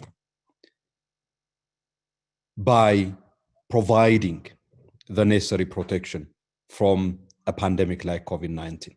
And hence the fundamental importance of the right to health and its fulfillment as a public good for whose protection and fulfillment the state and society bears primary responsibility. You all recall, colleagues, that in the course of this year, perhaps by sheer coincidence and fortune, this commission at the beginning of the year, before COVID-19 has become what it has become today, we had a meeting, myself as the chair of the commission, a meeting with the executive director of UNAIDS on the sidelines of the African Union Summit in February 2020. We never anticipated or expected that the right to health would become a major public policy issue for our countries and the continent. But we thought that the right to health is indeed something that deserves our collective attention, and that we need to work on the right to health jointly. And we agreed indeed at the time.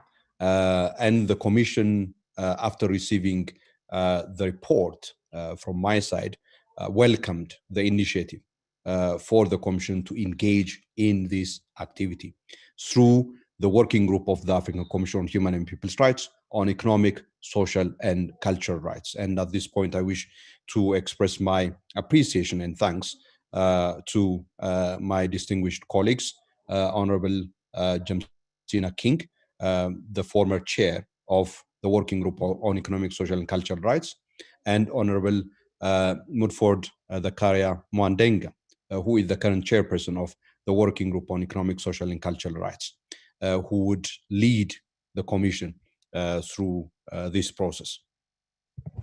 The idea is basically to look into the scope, content of the right to health, the protection that the right to health affords to individuals and communities and society, the kinds of obligations that it gives rise to, and the expectation from society and from the state towards the fulfillment of the right to health.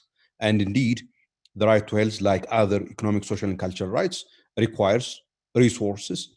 And one of the questions that this joint work with the UNAIDS would address is exactly this point about the delivery on the right to health and also the financing of that.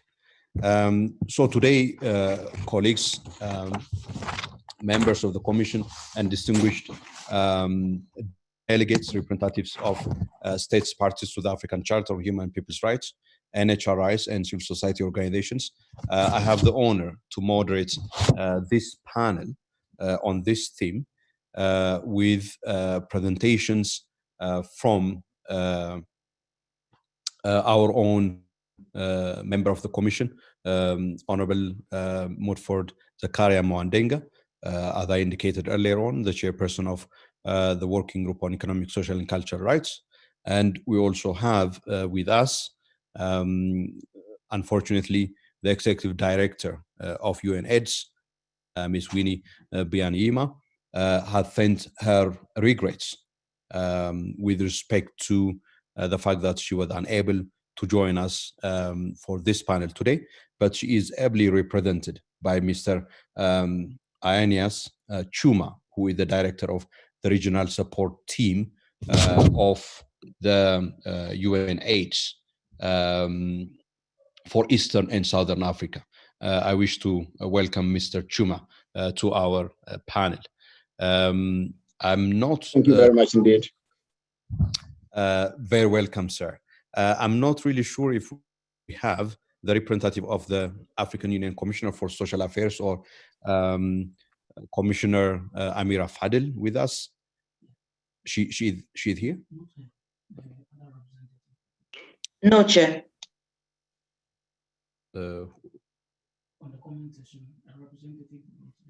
Okay, let me check.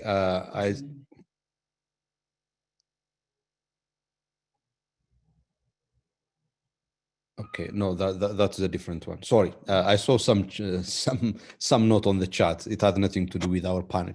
That is fine. We also, I think we have rather a representative of, a member of an NGO from the Dola Omar Institute. This is one of the NGOs with observer status with the African Commission. Professor Durojai. Can I get an indication if Professor Durojai is with us? Yes, I am. Good afternoon. Good afternoon to you, Prof. Ebenezer. Can you kindly put on the video on? Excellent. Thank you for joining us. Yes. Okay. Excellent. So I think we will therefore quickly proceed to the presentations.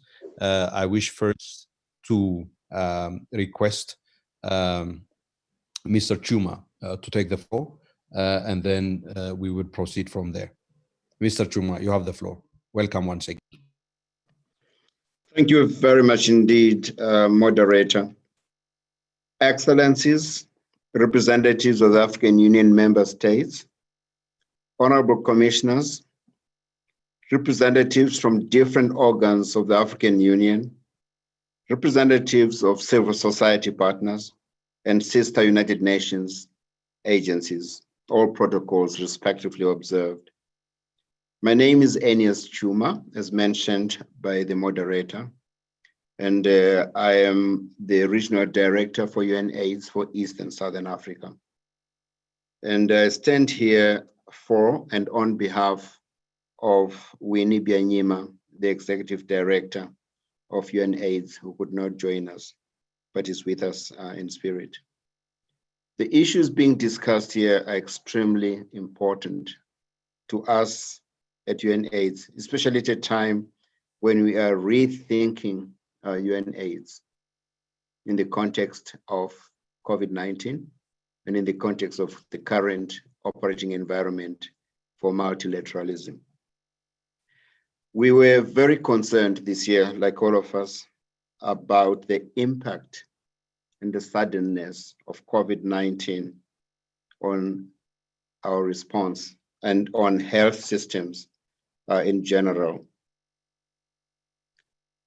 But we also realized that it was a very unique opportunity to rethink and reimagine health systems on our continent.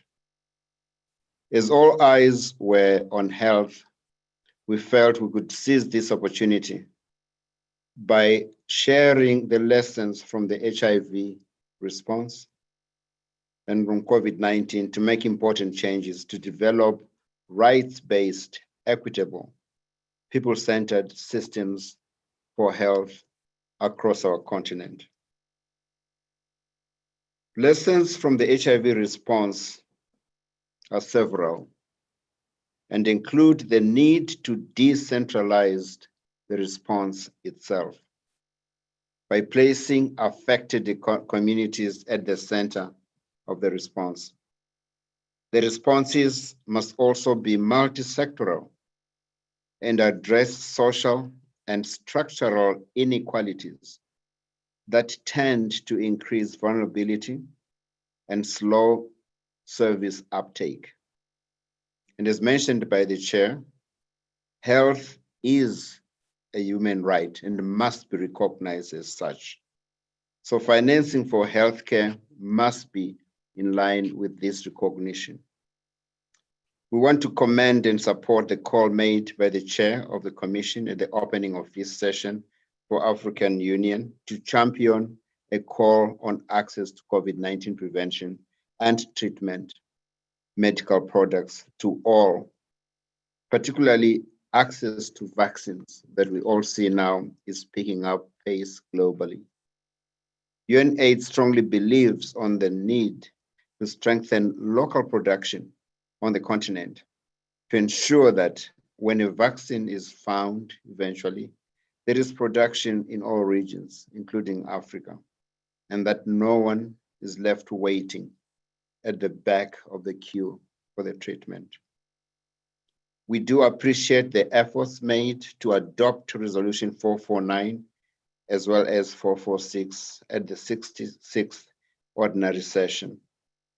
Resolution 446 is about joint study between UNAIDS and the Commission on the right to health for all and its financing.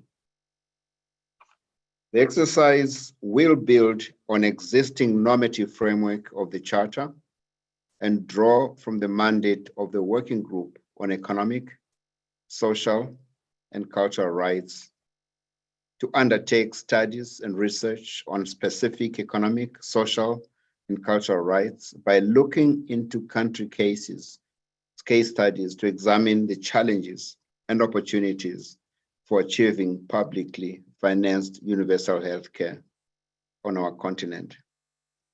It will give high emphasis on health financing and inequities that are impeding the African countries fulfilling the right to health.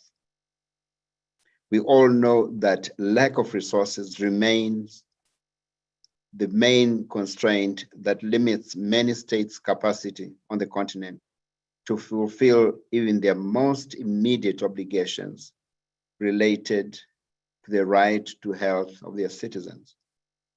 The costs of healthcare are transferred mostly onto households for whom high out-of-pocket payments are often a cause of impoverishment and an important barrier for accessing quality healthcare.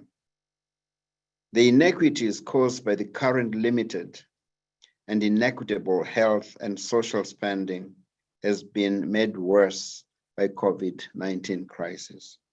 Most African countries have integrated universal health coverage in their national health strategies and committed to optimize budgetary allocations on health, sufficiently broaden fiscal space, and prioritize health in public spending with the focus on universal health coverage. All considered, the report will examine. My apologies, Mr. Chuma. I understand Yes. that there is no French interpretation. Colleagues in the interpreter pools?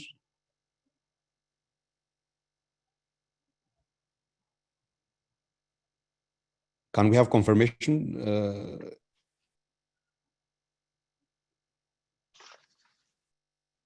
Je n'ai même plus l'option, hein? Okay. Je n'ai même plus l'option pour aller à l'interprétation. Okay. C'est bon. Thank you. Can I continue, Chair? Thank you very much, Chair.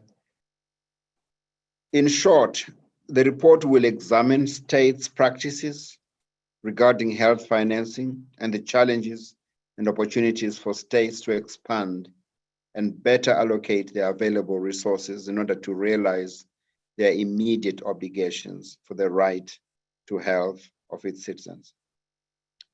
Building resilient health system is an investment in health security. Yet we have not seen the shift where ministries of finance see health as an investment to realize their budget declaration commitments. The COVID-19 experience demonstrated the consequences of chronic underinvestment in public health. And on this, I want to refer to a quotation by Dr. Tedros of the WHO in his closing remarks at the 73rd World Health Assembly.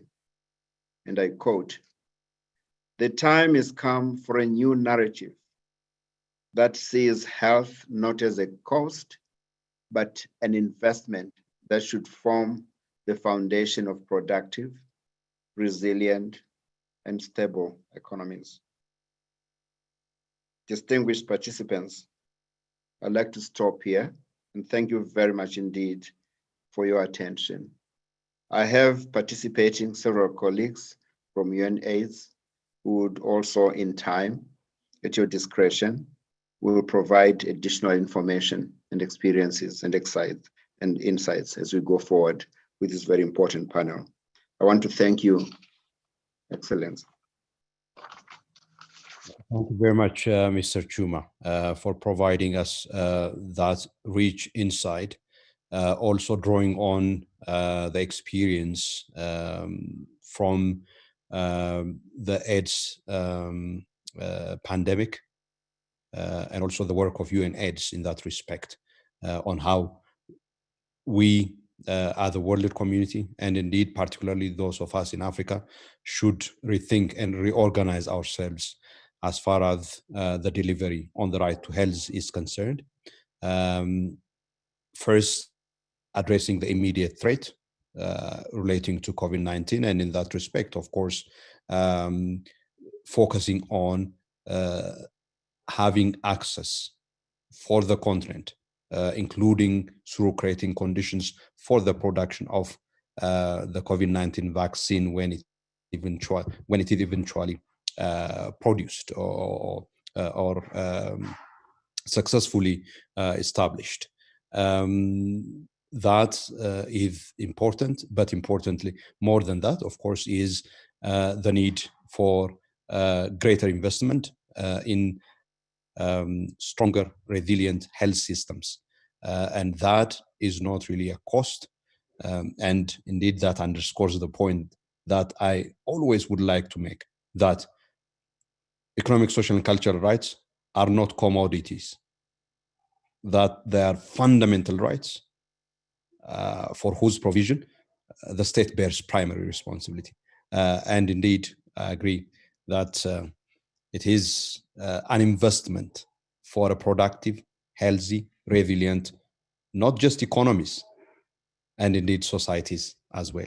Thank you very much for that. May I request now Commissioner Mwandenga to take the floor. Commissioner, you have the floor, please.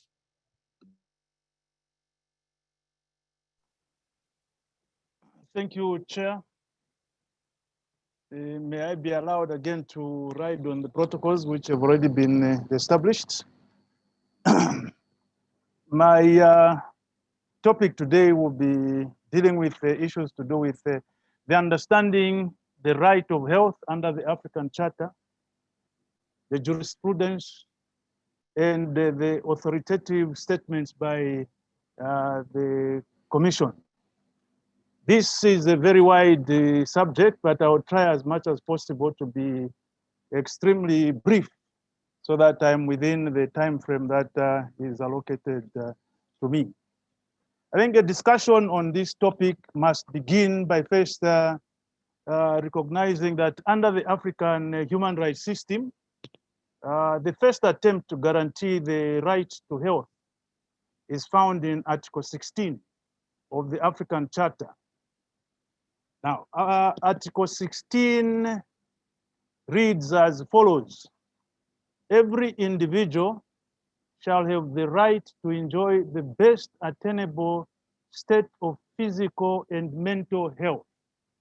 That is 16.1. Then 16.2, Article sub 2 provides that the state parties to the present charter shall take the necessary measures to protect the health of their people and to ensure that they receive medical attention when they are sick. So that, to me, is a starting point when we have to discuss the right of health under the African human rights system. Now, from Article 16.1, it is clear that the focus is on the individual rights holders. Therefore, it can safely be said that under the Charter, the individual rights holders themselves have the right which is guaranteed to health. Emphasis is on the real enjoyment of the right to health by the individual. But however, the question that arises, does that mean that there is no obligation on the states? The chair has mentioned very clearly that the obligation is on the states. And I think I agree with that position by the chair, because the responsibility, notwithstanding the fact that the individual right holders are recognized as being persons that must enjoy that right, the focus still remains on the state. Because if you look at, again, sub-article 2, you are going to find that it now places the responsibility on the state parties. I read again, it says, the state parties to the present charter shall take the necessary measures to protect the health of their people and to ensure that they receive medical attention when they fall sick. So that responsibility is now cast on the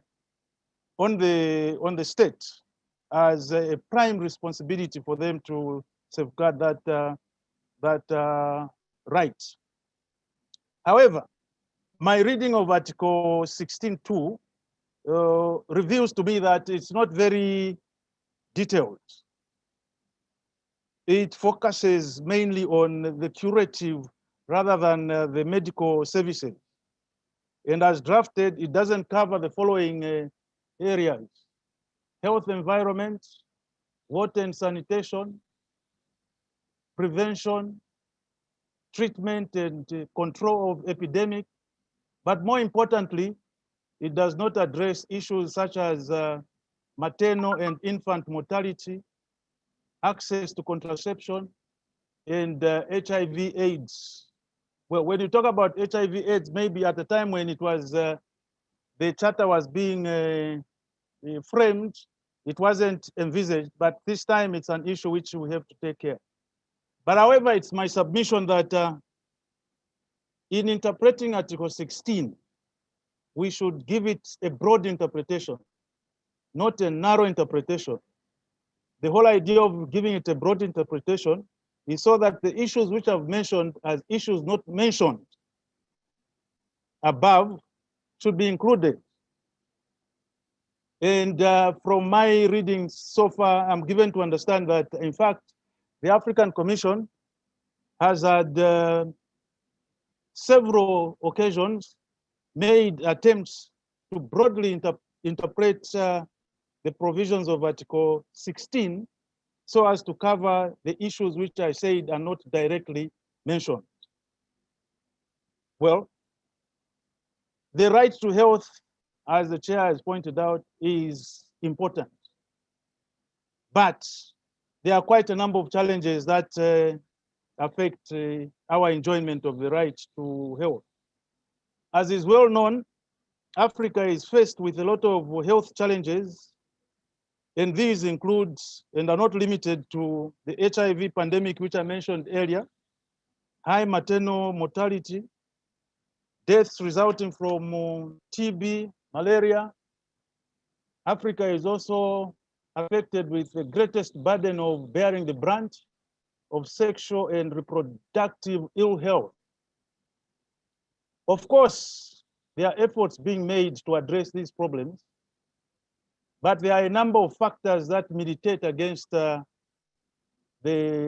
realization of the rights to health.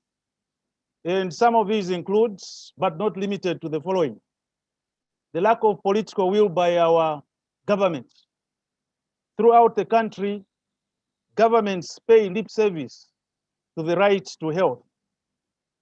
And this is exemplified by the fact that you are going to find that maybe throughout Africa itself, there are weak health care systems that have been put in place. That, in as far as I'm concerned, stems from the fact that there is a lack of political will from our political leaders. But above all, I think there is also a problem which relates to the non-justiciability of the right to health at national level. I think if we look across the continent, we're going to find that in most cases, in most countries, the right to health is not enshrined, let alone protected under the constitutions of most of the African countries. I'll give an example of my own country, Zambia itself. It's not provided for, because even in our constitution, we are only concerned with mainly civil and political rights. In 2016, there was an attempt to amend the constitution so as to expand the Bill of Rights. And one of the issues that was supposed to be brought in were economic and social and cultural rights, which were supposed to be brought in. And then in the proposed article, which was Article 39(1) of which was supposed to be the new Bill of Rights, it provided as follows: a person has a right as prescribed to A, healthcare services, and then I won't read the others, but then the other one was sub-article 2 was going to provide that a person shall not be denied any emergency medical treatment. But unfortunately, commissioners and all the delegates, you may wish to know that the referendum, which was supposed to have ushered in that expanded Bill of Rights, which would have included those economic and social rights, was defeated at the elections due to a number of reasons. Then the other thing that militates against the enjoyment of the right to health is the corruption. There is a rampant corruption in most of our countries, which affects the manner in which funds which are available for use to ensure that the rights to health is actualized are either misappropriated, misapplied, or plainly stolen. And as a result, you find that in certain instances, donors who have come up to try and assist us in trying to actualize the right to health have had occasions to withhold their funds. Some of them have even gone to the extent of withdrawing from providing us with the assistance. This again goes to even the time that we are now faced with this pandemic, the COVID pandemic. A lot of monies have been made available, but somehow that money is not properly accounted for. That, to me, is a sign that corruption sits in the way of the enjoyment of the right to health. Let alone, there is also a shortage of healthcare personnel. But that doesn't mean that Africa, as it is, doesn't have sufficient manpower in terms of health. But we also look at it in terms of what is it that is provided for to keep the health authority, the health personnel to be in Africa so that they can provide the much needed services. You find that they end up leaving Africa to go and provide the services outside the country, thereby affecting our enjoyment of the right to health. This, to me, again, comes back to the political leadership. If the political leadership could do much more than what they are doing right now, we'll be able to maintain these very valuable resources who are applying their professions elsewhere, where in fact they already have sufficient manpower. Now, in the existence of the African Commission, I should mention the fact that there's been occasion where the African Commission has had an opportunity to deal with a few cases which deal with directly with the right to health. And they've made very good pronouncements which are worthy of mention in so far as the jurisprudence is concerned pertaining to the right to health. I would begin first by maybe referring the delegates to the first case, which was the Social Economic Rights Actions Center and another versus Nigeria. It's a 2000 case. In that case, the commission held that the right to enjoy the best attainable state of physical and mental health enunciated in Article 16.1 of the Charter and the right to general satisfactory environment favorable to the development obligates governments to desist from directly threatening the health and environment of their citizens. Again, there is an obligation which is being emphasized by the African Commission on governments in Africa. In another case, the International PEN and others on behalf of Ken Saro-Wiwa versus Nigeria, the commission held that the failure by the Nigerian government to provide medical attention for a prisoner in its custody constitutes a violation of the right to health and life guaranteed under the Nigerian Constitution. There is also one other case which I can also refer to, Poruhot and Moore versus the Gambia. In this case, the commission pronounced itself in the following manner.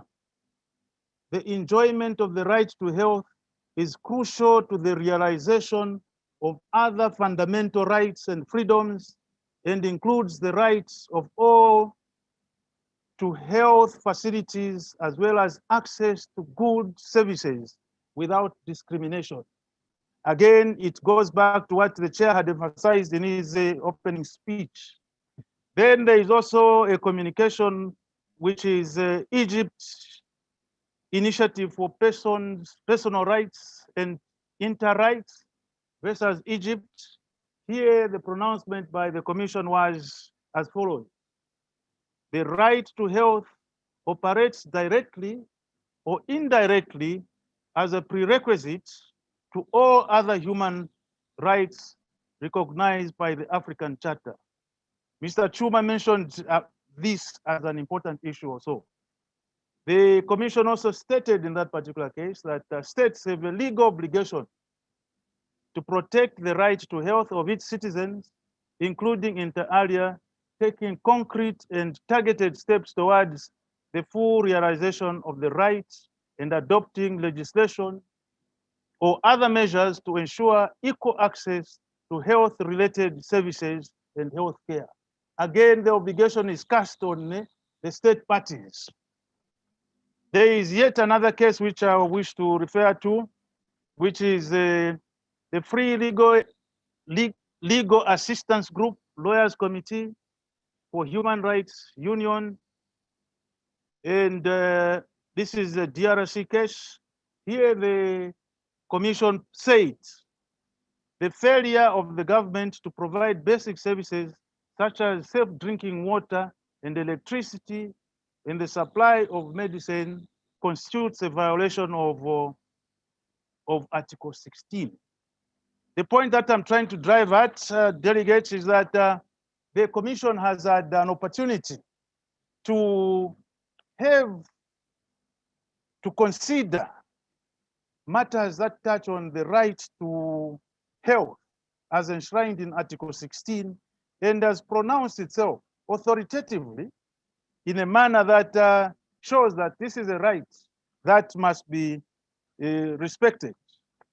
And then it will also be fitting at this point in time that I should also mention that the Commission has also had occasion to make authoritative statements on the right to health. For instance, the Commission has pronounced itself in the principles and the guidelines on the implementation of economic and social cultural rights in the African Charter on Human Rights, Human and People's Rights. And this is what the Commission is saying. The right to healthcare requires an effective and integrated health system which is responsive to national and local priorities and accessible to all. The Commission has also stated that the determinants of health include access to safe and potable water and adequate sanitation, an adequate supply of safe food, nutrition, and housing, healthy occupational and environmental conditions. This, to me, gives me an impression that even if people want to interpret Article 16 in a narrow perspective, the Commission is guided that it has to be interpreted in a wider form. The Commission has also stated that states have the obligations inter alia to adopt and implement a comprehensive national public health strategy and plan of action. This plan should include special attention to basic and primary health care and specific measures to ensure coverage of all age groups, including and in particular marginalized urban areas. The Commission has also advised and recommended that states should state a target of allocating at least 15% of their annual budget to the improvement of the health sector, and also to ensure that plans aim to ensure that access for all to adequate medical care and treatment in the event of sickness or accident. Then, as I draw towards the end, I also wish to point out. Yes, Commissioner Mandenga, if you wrap up. Yes. So what I wanted to say that, lastly, the COVID pandemic, I think, has brought to the fore a very fundamental issue, which I think states should not ignore. Because hitherto, I think the states, but particularly political leaders, never used to pay lip service to the right to health simply because maybe when they fell ill or their relatives or their friends, they had access to travel out and access medical facilities in developed countries. But with the restrictions, they've now come to realize that they cannot now access those activities. So in as far as I'm concerned, well, the COVID pandemic has brought a lot of negative things, but I think this is one of the positive things that must come out. States must recognize the fact that they must improve the healthcare system because the right to health is a fundamental right. Thank you, Chair. Thank you very much, Commissioner Mwandenga, particularly for pointing out that important message across, that we cannot have a tale of two health systems. One where those in position of authority and the well-off will be able to afford, including by traveling abroad. The other one where the rest of us are left with no access to healthcare.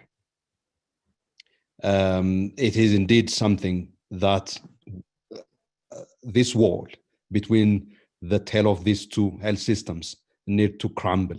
And indeed, that is one of the messages from COVID-19, that it is in the interest of those who are well off and therefore may be able to afford, and in the interest of those in position of authority as well, that they actually rethink priorities in the provision of healthcare. And I think the most important point in this respect is basically really to fulfill existing obligations, such as the one that Mr. Chuma made reference to. And we drew attention to in our resolution 449. This is the commitment that states made under the Abuja Declaration to allocate at least 15% of their budget. And the failure, this is actually from the year 2000, the failure to do that had exposed the depth and magnitude of the failures and weaknesses of our health systems. I think you have also nicely, connected that when we talk about the right to health, it's not just about health services, that the right to health is connected with other socioeconomic rights. The right to health is also about the governance system and therefore political leadership and commitment. That the right to health is also about addressing those serious governance deficits, like for example, corruption, which basically takes off a much needed little resource available on the continent for the benefit of greedy individuals. Thank you very much for that, Commissioner Mwandenga. And also, of course, for highlighting the work that has been done by the Commission in order to actually define the scope of the content of the right to health under Article 20 and under Article 16, in terms of the level of protection that Article 16 affords to individuals and members of society, including through the various communications and cases that the Commission handed down, and as well as the principles and guidelines of the ECOSOC working group relating to economic, social, and cultural rights. I have now the honor to invite Professor Ebenezer to join us and share with us an important perspective from the work of both academic and policy research, coming from one of a policy research institutions at the University of the Western Cape, which also has an affiliate status with our commission, the Mullah Umar Institute. Professor Ebenezer, you have the floor, and welcome.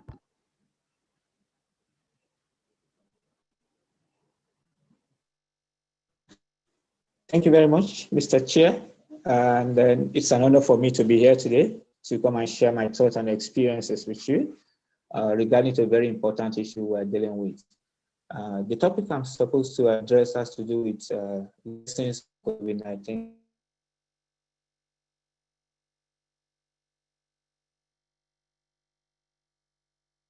To emphasize on three important issues, lessons that I think we can learn from the COVID-19 and how we can improve it. Perhaps I see that there is. Can you hear me? Yeah, there is a bit of a problem in terms of the audibility of your intervention. I wonder if that one has to do with you putting on the video.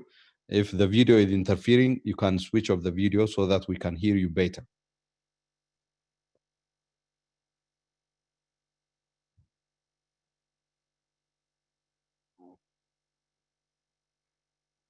It looks like that we have lost connection with.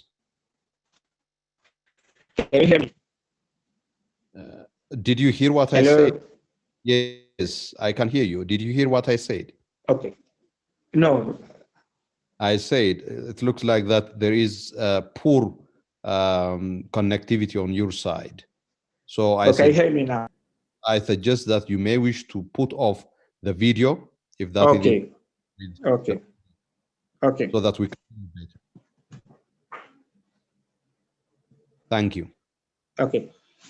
So thank you. So I was trying to say that there are three important lessons I want to highlight in the regards to lessons we can learn from COVID-19. One has to do with lack of preparedness on the part of African countries. The second has to do with the issue of lack of infrastructure in the healthcare setting, mainly due to poor funding.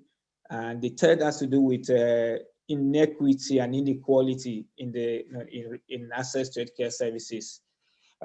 Regarding the first one, when there was outbreak of COVID, it was clear for many African countries that we were really not prepared.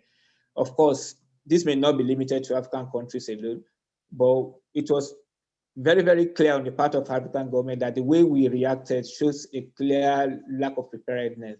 And to think that not just very few years ago, we experienced Ebola, one would have thought by now that African countries will have learned lessons from pandemic and epidemics such as Ebola, and to be more prepared, in case for future occurrence of such epidemics. But what happened when COVID was declared, an epidemic, by the WHO? It was clear that we were really not prepared, for it in Africa. One would have expected us to have institutions in place that will monitor or prepare, do the necessary things in place. Unfortunately, that was not the case for us in the case of COVID-19. And for some countries that even have an institution or body to monitor this, they were grossly underfunded by government. So there was little they could have done, in terms of really responding effectively to address COVID-19. And that really exposed the gap in our healthcare setting. So it's very important for us to take a more proactive step rather than reactionary step like most of African governments always do, and especially in regards to COVID-19. The second one has to do with the infrastructure, and we could say that we struggle, to really meet the need of people, to provide treatment, to provide testing. It was a big challenge for most African countries, perhaps with the exception of South Africa that has done very well in terms of providing testing. Most other African countries struggle to do testing relating, and even facilities where people could go to, where people could be tested, where people could be provided with necessary care. It was grossly lacking in most of our countries. And that also reminds us about the lack of poor funding of the healthcare setting. Like most other speakers have noted, in almost 2 decades ago at Abuja, there was this commitment by African government to commit about 15% of the annual budgetary allocation to the healthcare. But fortunately, many African countries are not doing that. And that is reflected in the decadence and lack of infrastructure in the healthcare setting. And when we talk about lack of infrastructure, we're talking about both in terms of facility and even in terms of remuneration of healthcare providers. It has remained constant challenge for many African countries. And that's why we see so many of our healthcare professionals leaving the continent for greener pastures because of poor remuneration. And that's also, we would recall that the Committee on Economic, Social, and Cultural Rights has laid out the normative framework for the realization of the right to health, which has been adopted by the African Commission, by the way, and that the healthcare services must be available, it must be accessible, it must be acceptable, and of good quality. And you can't have good quality without necessarily spending money to, for good infrastructure, provide the necessary infrastructure. And one of the things the committee also say in terms of quality means that you must also, really compensate healthcare providers, that provide services. Without that, we can't get good quality or good or quality healthcare services. So that is a very important element of that. So COVID has reminded us that we are not doing well. Our governments in Africa are not spending well, in terms of providing the necessary infrastructure in the healthcare setting. And that has really a tool. We see that most of the death could have maybe been avoided if the healthcare setting has been well funded and where we have good, skilled healthcare personnel to even take care of people who need the necessary treatment. The third one, which lessons which we also learned from COVID-19, like I said, has to do with the inequity and inequality in access to healthcare services. One thing that COVID has taught us is that those people who are originally marginalized or vulnerable in society, they are worse off in the era of COVID-19, and that is very clear. We've seen that women, children, persons with disability, persons in rural area, persons in informal settlements, they are the people that really lack the treatment. They could not access testing, not to talk about treatment. So it's a big, big lesson for us to see that for us to really ensure universal care services for all, we must go back to the basics. We must begin to address some of the needs of vulnerable and marginalized groups. And what's also mean for us is that we should go back to the Manhattan Declaration, which emphasizes the need for us to develop our primary healthcare services. COVID has exposed that we are not doing enough in terms of providing services at the primary level. That has to be revisited and begin to do more in terms of providing healthcare services at the primary level. Most of people in Africa live either in the rural area or in informal settlement. They lack access to basic treatment. And unless we go back to the Manhattan Declaration to ensure that we provide access to primary healthcare services as a basis, as a matter of right and urgency, then we continue to struggle with providing access. We cannot achieve universal access care in the first place without necessarily dealing with primary healthcare services. And that's a big lesson which COVID-19 has also taught us. We've seen that people, disadvantaged community, people who are marginalized, struggle to have access to healthcare services in the era of COVID-19. And that is a big lesson which we need to be revisited. And so what must we do as a way forward? I think most of our colleagues have said that we need to recommit ourselves to the Abuja Declaration. Government must continue to spend good resources, invest in the healthcare setting. And such investments must also be disaggregated, very important. And we must also take into consideration the needs of vulnerable and marginalized groups, people in the rural area, people in informal settlement, people with disability, the elderly, women and children. We need to emphasize on that in terms of ensuring access to healthcare services for all. We can talk.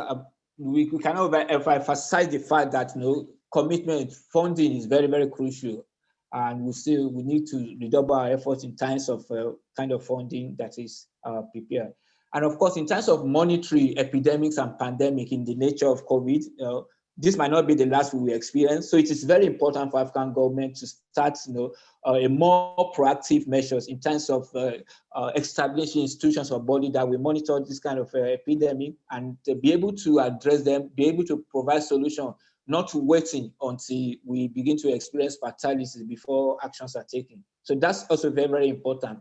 At the continental level, we already have the CDC, which is a good move in the region. But in most of our country, we don't have the equivalent of the CDC. So we need to begin to think about that.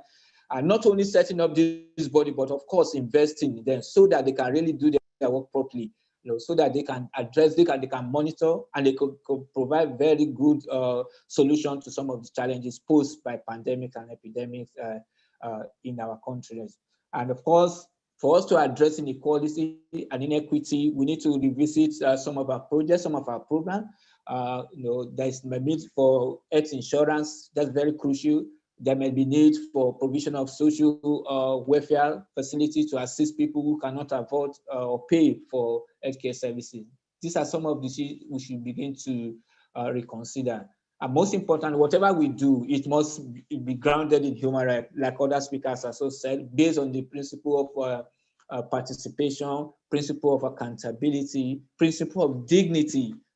Is very, very crucial. Denying people access to healthcare services, according to the Committee on Economic, Social, and Cultural Rights, will impair not only their right to health, but also dignity, privacy, life, and some other rights guaranteed in international and regional human rights instruments that has been ratified by most African countries. So that's my thoughts on this. Many thanks, Prof. Ebenezer, for providing us insights from your perspective as an academic and researcher in this area. I think you have highlighted very important points. First, relating to, of course, the question of preparedness for an epidemic like COVID-19, for example. And that basically requires the existence of a system, a health pandemic management system in place, and the necessary institutional, financial, and legal framework that is required for such kind of a system to work effectively in order to prepare a society for and respond effectively to a pandemic like COVID-19.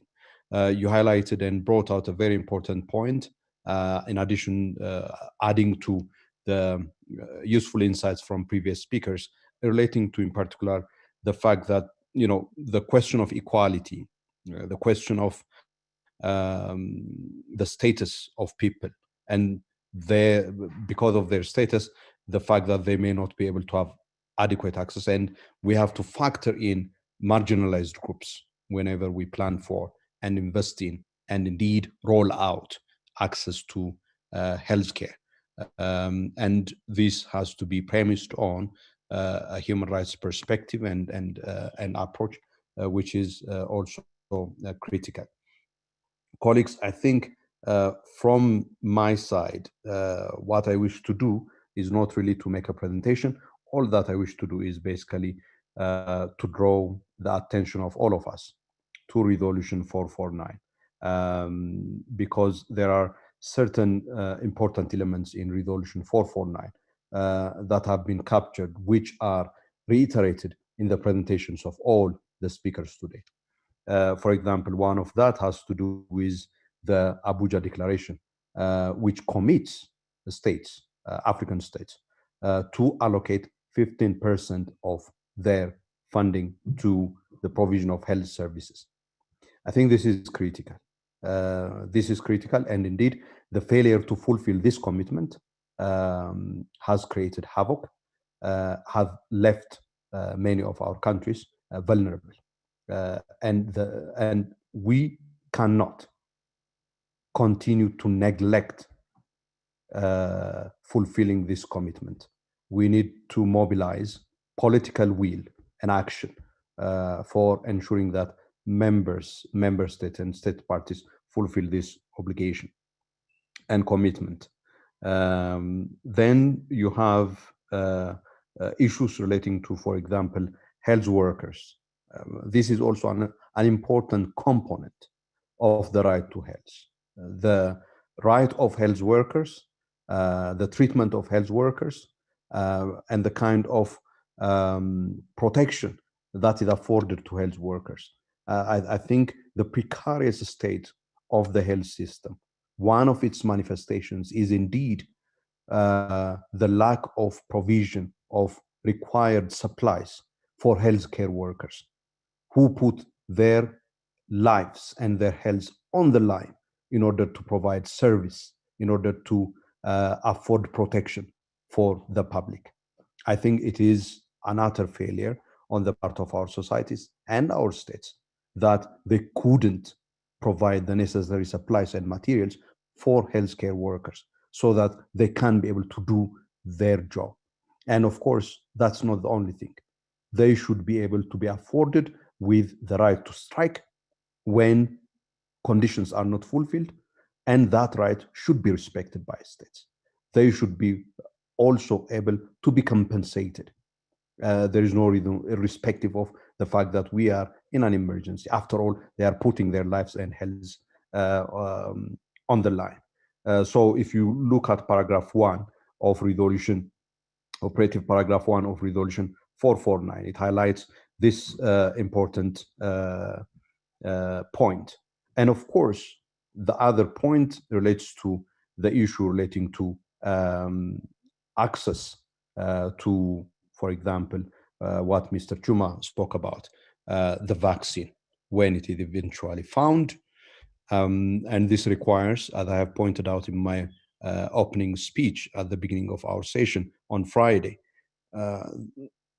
the international financial and trade regulations are such that they may make us stand and wait on a very long queue. If the lesson from HIV and AIDS is to be learned, every effort should be put in place by the African Union, collectively by member states, to ensure that conditions are put in place for access without inhibition or restriction to this vaccine, with the possibility of African pharmaceutical manufacturers being granted access for the production of vaccine. This is extremely important. Finally, of course, I think a very important lesson is also this one. Africa and member states, they brought money to the international market to buy diagnostic tests and therapeutics. You know the answer that they were given? The answer they were given was, no, we can't sell for you, even on a market price. Even on a market price. And that tells you how vulnerable our state of affairs, as far as the health and well-being of our societies is concerned. And the lesson from that is not to continue to depend on an international trading system that basically lets you down when you need it the most. It is rather to create the capacities for manufacturing and delivering and providing for these essential medical supplies. And that is the test, of course, of whether or not Africa is going to internalize the lessons of COVID-19 and do something about its vulnerability. With that, I wish to open the floor for inputs from colleagues. I see the hand from Commissioner King.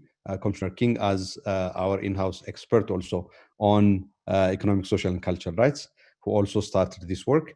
You are welcome, and please take the floor. Thank you very much. And I wish to announce at this point two distinguished delegates of states, parties, NHRIs, and CSOs. Please, I wish to welcome you to make contributions and inputs. As I indicated yesterday, I would like our panels also to be participatory. Commissioner King, you have the floor, please. Thank you. Thank you very much, Chair, for giving me the floor. And I want to commend all the panelists for very excellent presentations on the topic. Indeed, it is insightful that even before COVID-19, the Commission had started discussion to begin this research work into this very important issue of financing towards healthcare system for universal access. It is all, and there are a few points I want to stress, which is that we should not forget that the Charter, Article 16, not only emphasizes physical health, but mental health care. And we could see that in our work, like my work in the Commission in the last couple of years, that states have not been as responsive to addressing mental health care. And it is also an emerging issue. So it would be good for emphasis to be laid in respect of this area. And also that there's need for financing to conduct research. In Africa, we now see the emergence of so many diseases, increase of so many diseases in terms of diabetes, cancer, but we do not have sufficient data. We do not have sufficient expertise. We are losing our personnel to help our communities address these issues. So financing towards this area is very important. Data research is quite crucial.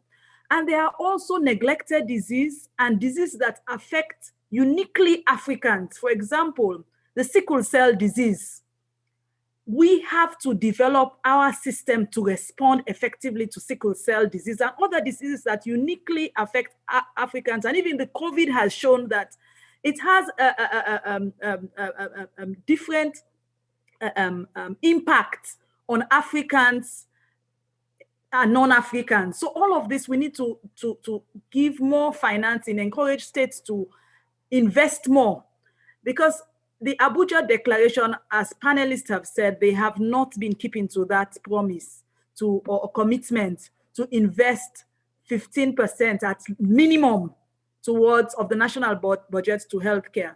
So I think it's important to garner political will through this research that will be done jointly by the Commission and UNAIDS, so that states would be aware of their responsibility and they will have the necessary support. One last issue I want to point out in terms of rights to health is that we should not forget our traditional knowledge and resources in terms of promoting and preventing disease. So promoting healthcare and preventing disease. So I think we need to take that on board and invest in that area as well. Thank you very much for an excellent panel. Thank you. Many thanks, Commissioner King, for drawing out those areas that we haven't touched on. The Africa-specific certain diseases that are usually neglected, the need for investing in healthcare personnel and keeping them, and of course, importantly, also our traditional medical knowledge and also practices into which we have to invest. Commissioner Manuela?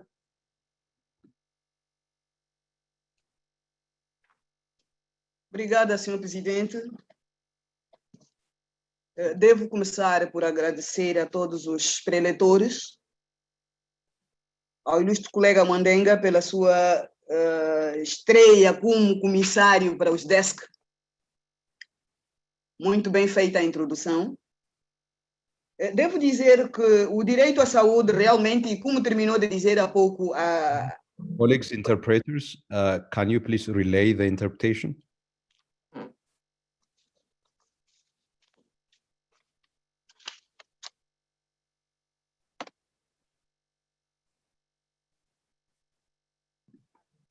Please proceed, Commissioner Manuel. Okay.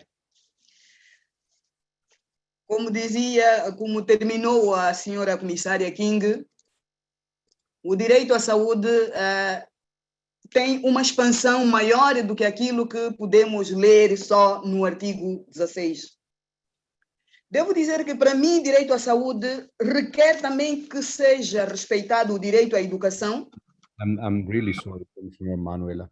Colleagues in the interpreter booth, please, please, please. You have to be on standby for all languages. I don't know that we have to ask for you to be on standby every time Commissioner Manuela speaks. Please.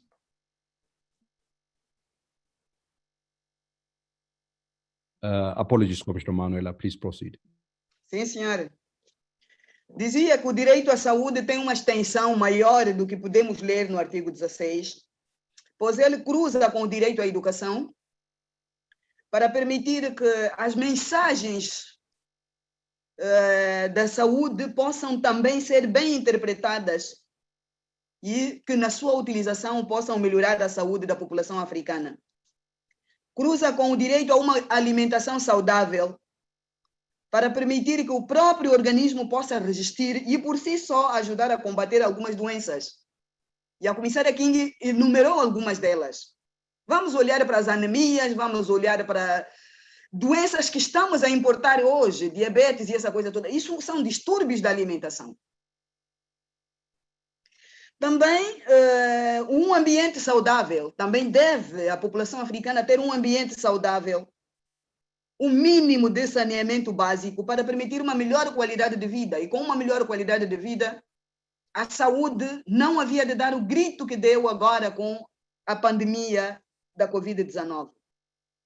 Reforçar o que disse a senhora comissária Jamesina, que devemos aproveitar o conhecimento existente para a utilização dos recursos naturais que a África tem disponíveis para dar respostas rápidas a questões de doenças que se propagam facilmente no nosso continente. Por outro lado, as infraestruturas, sim, devem ser também melhoradas, e muito. Cuidar dos recursos humanos qualificados, porque ou não existem, e se existem, exilam-se e prestam um serviço de qualidade em outros quadrantes. Porque não prestar à África é porque não temos uma forma de manter a chama acesa desses africanos dentro do seu próprio continente. Eu entendo que todos nós somos chamados a cooperar, agora com maior realce por causa da pandemia, na vertente preventiva e não curativa. Penso que os governos devem sim alocar os recursos financeiros suficientes, pelo menos os tais 15% do Acordo de Abuja, do seu orçamento para questões relacionadas com a saúde. Mas também nós todos devemos participar, somos convidados e somos chamados a participar. Com partilha de informação, partilha das melhores práticas, formações nos vários aspectos sociais e técnicos que cruzam o caminho da saúde física e mental, porque uma não existe sem a outra. Era tudo, senhor presidente, que me apraz comentar sobre este painel. Obrigada.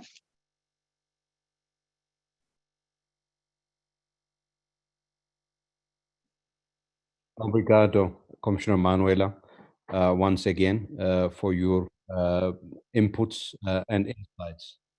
So much.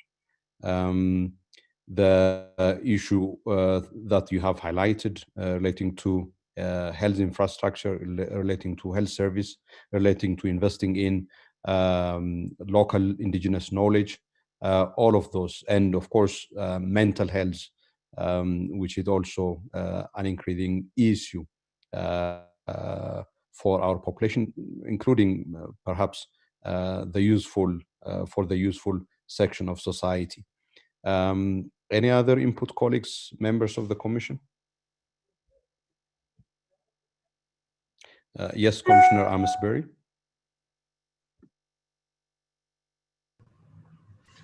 Thank you, Chair, once again. I have a very simple question. During the discussion, the Abuja Declaration came up, in which it was said that countries had to give 15% of their income for the development of healthcare. The question is, how many state members of the EU are signatories to the Abuja Declaration in order for it to be enforceable in their respective jurisdictions? Thank you. Thank you very much, Commissioner Amesbury. Question basically on the number of countries who have subscribed to or committed Well, this being a declaration, of course, we recognize the commitment as an important commitment, and we have to see the number of countries, of course, who have committed to this, which countries, and how we can take this forward. Thank you very much, Commissioner Amesbury, for that. Any other input from colleagues, members of the Commission?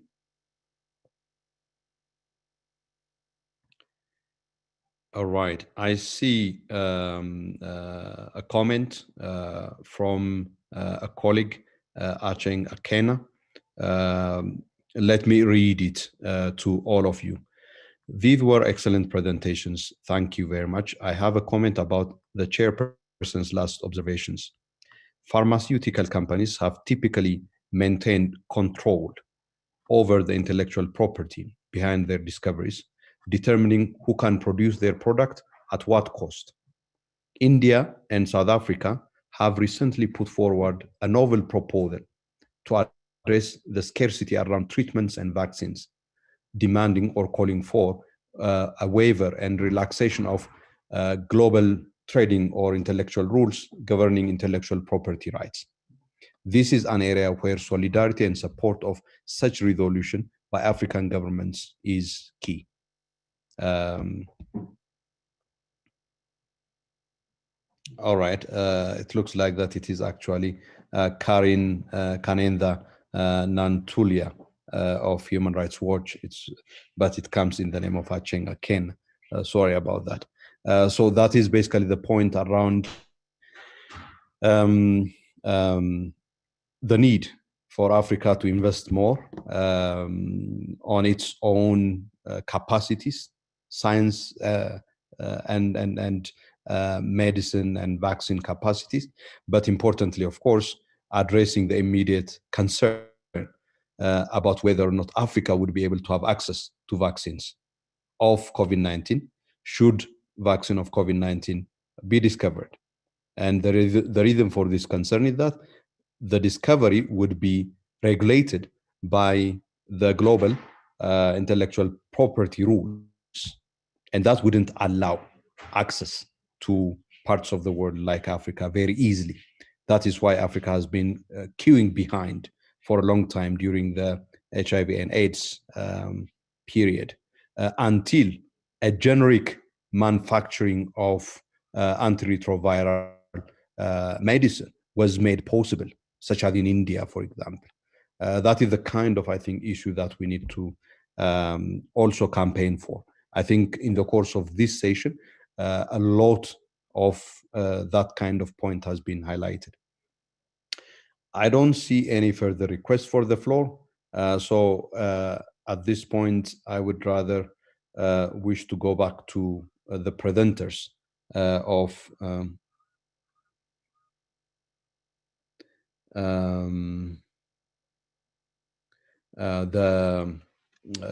I thought there was additional input from participants, but there's no additional input.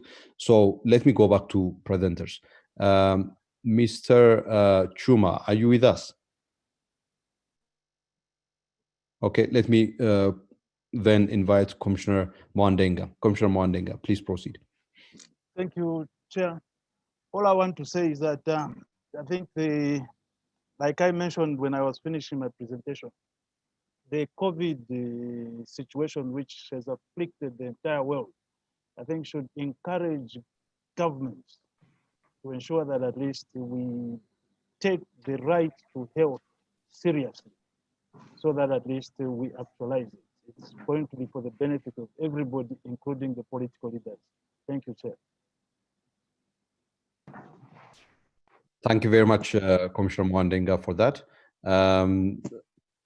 Do we have Mr. Chuma with us now? I'm not sure if he's with us. Mr. Chuma expressed his gratitude, and she requests the permission because he have another meeting. But in UNAID part, we really want to thank you for the collaboration and to confirm interest to work jointly with you on this project, mainly on the study of right to health. So thank you again. And we're looking forward to continue to work with you, mainly with our colleague from Liaison Office, and we're going to translate the message to our Executive Director for this good collaboration. Thank you very much. Thank you. Of course, as we conclude, we would like you also to listen to the message that we wish to convey. So bear with us as we do. But for now, let me invite Professor Ebenezer for his concluding remarks. Thank you very much. Just to say that African governments should recommit themselves to the Abuja Declaration and all that commitment they have made in relation to the right to health, and to also important for us to bear in mind that the right to health, the violation of the right to health may also put people's life in threat, as we have seen in the era of COVID-19. So we're not just talking about the right to healthcare services, but right to life of people, dignity of people. And so it's very important to take a very holistic and comprehensive approach, in addressing healthcare services, in the region.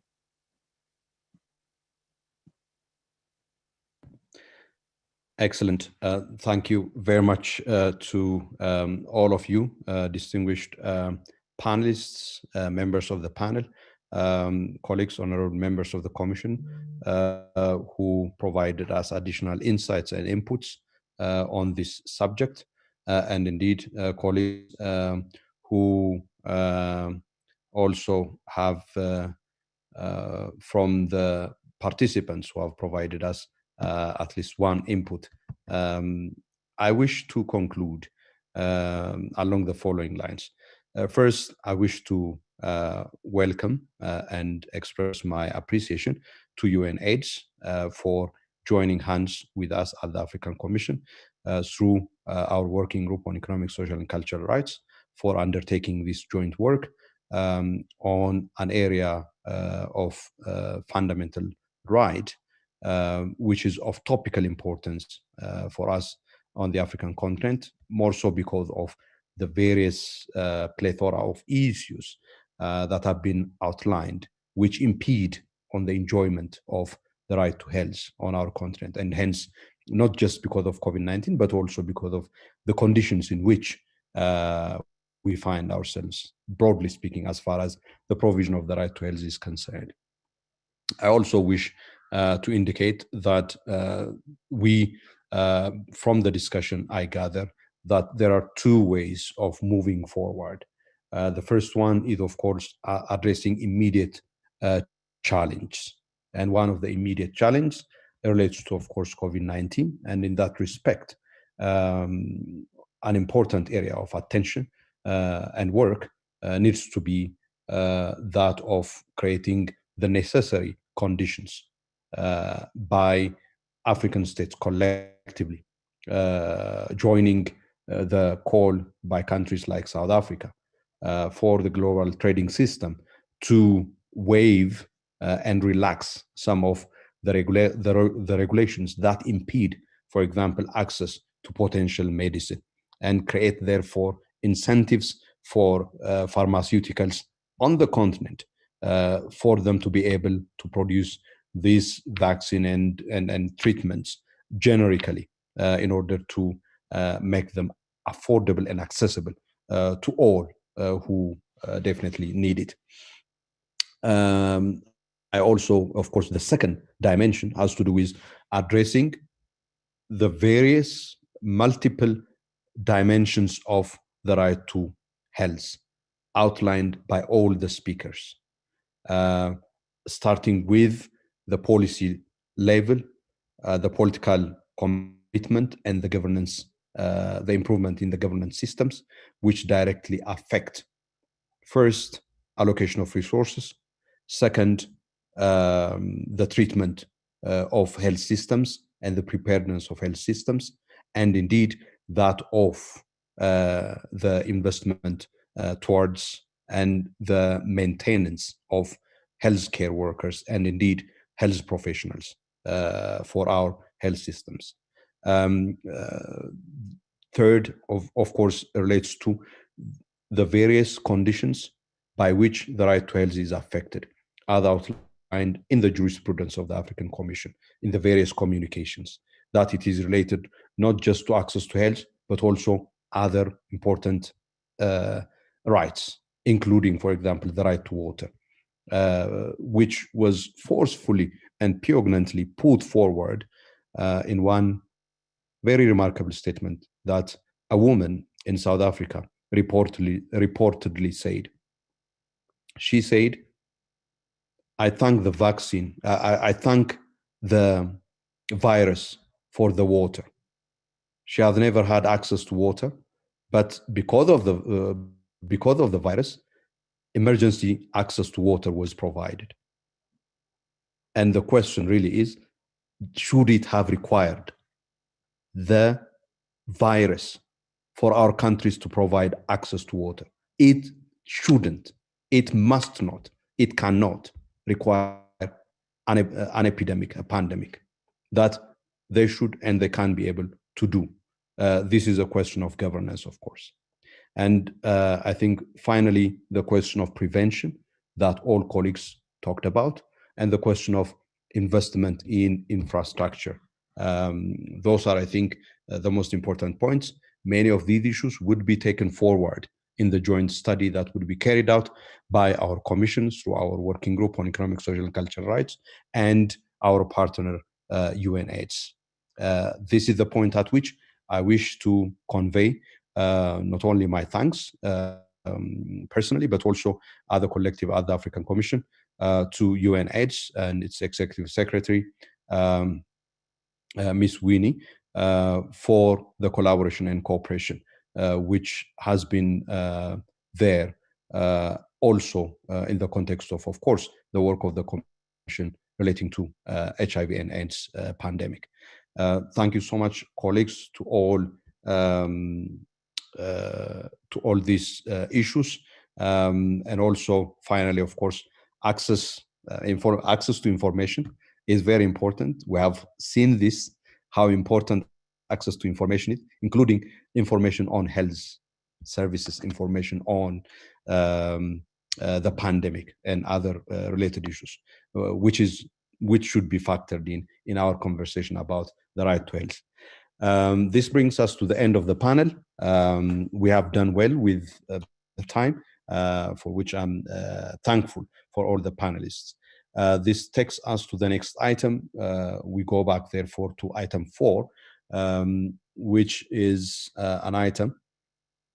Perhaps we may take a couple of statements from states, parties to the African Charter, NHRIs, and civil society organizations. Let me check the list, colleagues, and ask the presence of amidst us if we have CNDH Mali. Do we have CNDH Mali? CNDH Mali. Okay. May I check if we have National Human Rights Commission of Nigeria? The National Human Rights Commission of Nigeria.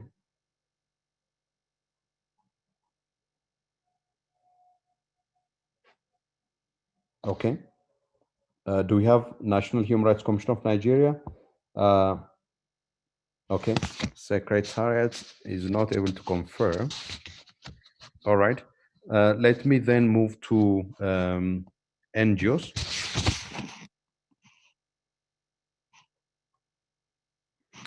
Before I move to NGOs, I think there are others. The National Human Rights Commission of Burkina Faso. Do we have National Human Rights Commission of Burkina Faso? Burkina Faso.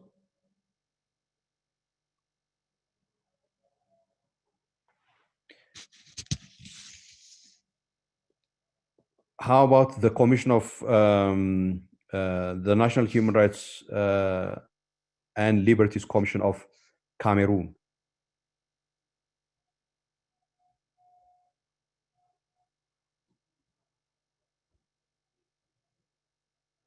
How about the Independent National Commission of Human Rights of Burundi?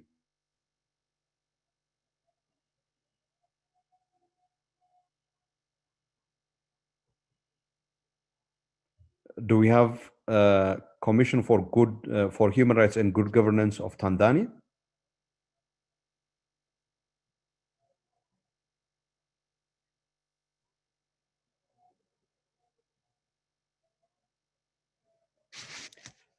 Let me also check if we have the Committee for Human Rights of Senegal.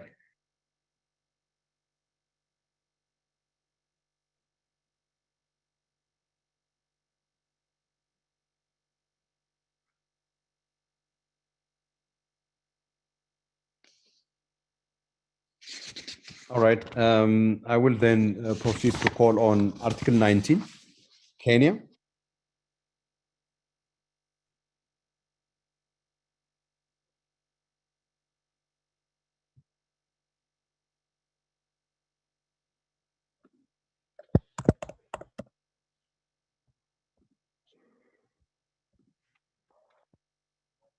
Okay, I see that Senegal is here. Senegal is here. It could facilitate that one.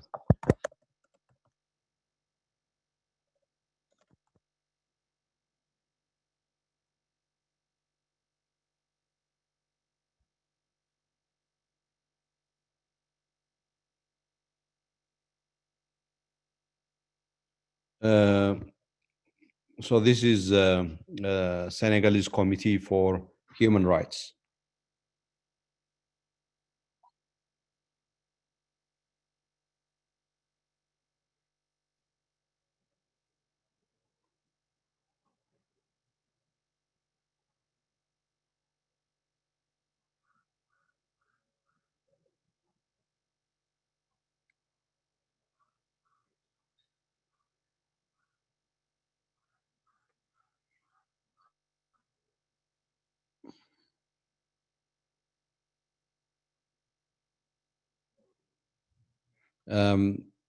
Okay.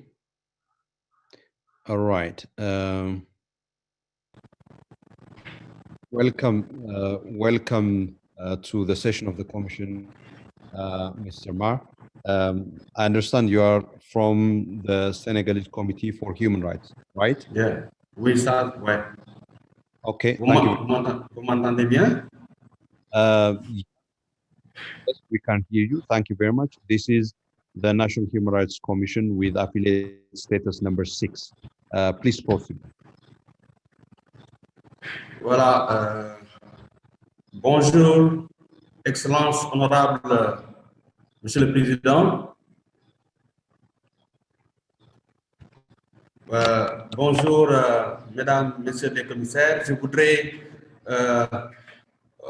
au nom de Maître Papa Sen, président du Comité sénégalais des droits de l'homme, partager avec vous la déclaration du Comité sénégalais des droits de l'homme.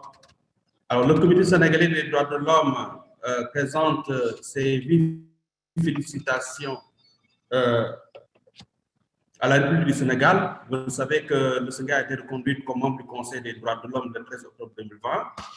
Cette réélection traduit sans aucun doute l'engagement au plus haut niveau de l'État du Sénégal à maintenir le Sénégal dans le Conseil des pays respectueux des principes et valeurs des droits de l'homme, des libertés fondamentales et de la démocratie. Alors, bien sûr, le Sénégal, le Comité sénégalais des droits de l'homme, ces 2 dernières années, a beaucoup fait dans la protection et la protection des droits de l'homme et également la promotion des droits de l'homme, plus particulièrement la protection des droits de l'homme dans le secteur extractif. Ça fait pendant 2 années que nous travaillons avec les communautés à la base pour en fait faire de la sensibilisation sur les droits de ces communautés, mais également nous avons partagé avec les industries extractives. Alors, le Comité sénégalais a mis en place un observatoire pour le respect des droits humains dans le secteur extractif. Et ce qu'il faut noter dans cet observatoire, c'est que nous avons toutes les parties prenantes.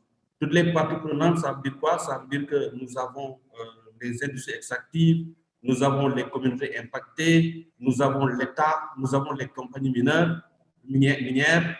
Et donc, et nous travaillons ensemble pour identifier les facteurs potentiels de conflit et également les zones où il y a des conflits et dans ces zones-là, nous faisons de la médiation.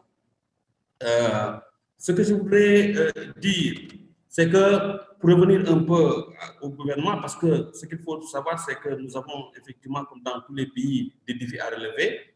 Mais l'avantage que nous avons, c'est que nous travaillons dans un contexte au Sénégal où l'État quand même fait beaucoup d'efforts en termes de promotion et de protection des droits de l'homme. Donc, nous avons des défis effectivement à relever. Et dans ces défis, nous avons la question des enfants, hein, et plus particulièrement des enfants de la rue. Le Comité sénégalais des droits de l'homme reste vivement préoccupé par l'augmentation du nombre de ces enfants et de leurs conditions de vie précaires. C'est à ce niveau que le comité exhorte le Sénégal à poursuivre ses efforts, n'est-ce pas, pour répondre aux besoins de ces enfants, parce que au plus haut niveau, c'est une préoccupation. Et jusqu'à présent, il n'y a pas de solution définitive pour régler ce problème, mais nous savons qu'il y a la volonté politique qui est là. Nous avons également une forte préoccupation. Ça, vous êtes certainement au courant qu'il y a une recrudescence du phénomène de la migration irrégulière au niveau des côtes sénégalaises. Aujourd'hui, on parle de milliers, de centaines de personnes qui sont mortes en quittant les côtes sénégalaises, des jeunes, donc une force productive qui quitte au lendemain, si je peux m'exprimer ainsi, en tout cas au moment où on parle de Covid-19, où ça fait des ravages au niveau des pays européens. Nous avons une vague de jeunes Sénégalais qui quittent les côtes sénégalaises pour aller à l'aventure en Europe. Et ça a fait beaucoup de victimes et c'est une forte préoccupation. C'est pour cette raison que le comité demande au gouvernement qu'il prenne toutes les mesures idoines pour endiguer ce phénomène dans le respect des droits de la personne humaine. Alors, le comité sénégalais des droits de l'homme lance également un appel au gouvernement sénégalais à diligenter les recommandations de la Commission africaine des droits de l'homme. Alors, on sait que ce sont des recommandations pour la plupart qui faisaient que la Commission avait faites lors de la 18e session au Kenya, du 29 juillet au 7 août. Il s'agit de la ratification, n'est-ce pas, des instruments en souffrance, notamment la Charte africaine de la démocratie, la charte, n'est-ce pas, sur la protection et l'assistance aux personnes déplacées, la Convention de Kampala. Le Comité sénégalais des droits de l'homme également demande à l'État d'abroger toutes les dispositions discriminatoires à l'égard des femmes, notamment celles contenues dans le code de la famille. Et enfin, disons également,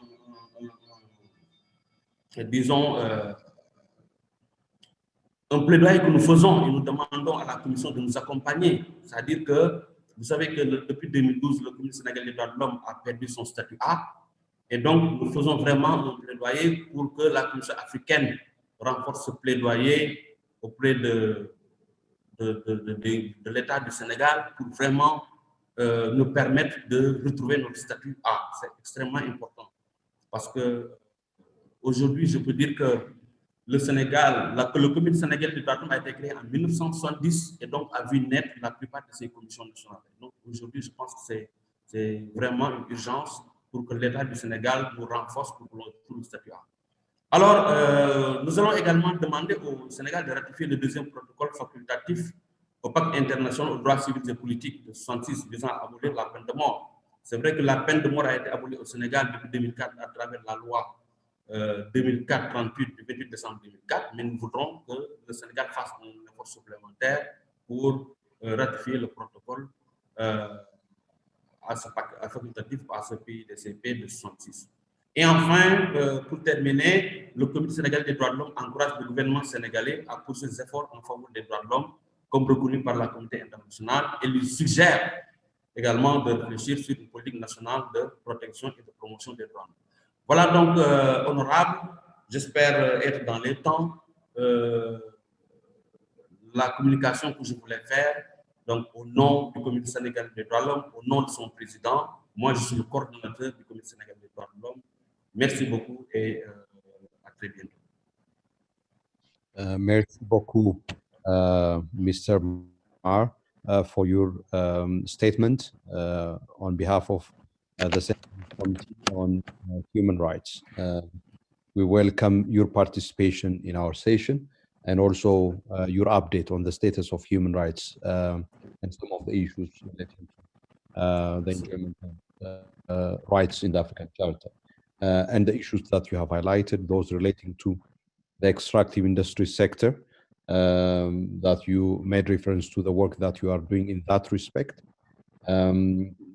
I think it would be fitting for me to draw your attention to the principles and state reporting guidelines of the African Commission on Articles 21 and 24 of the African Charter, which would be helpful for the work that you are doing as far as the extractive industry sector is concerned.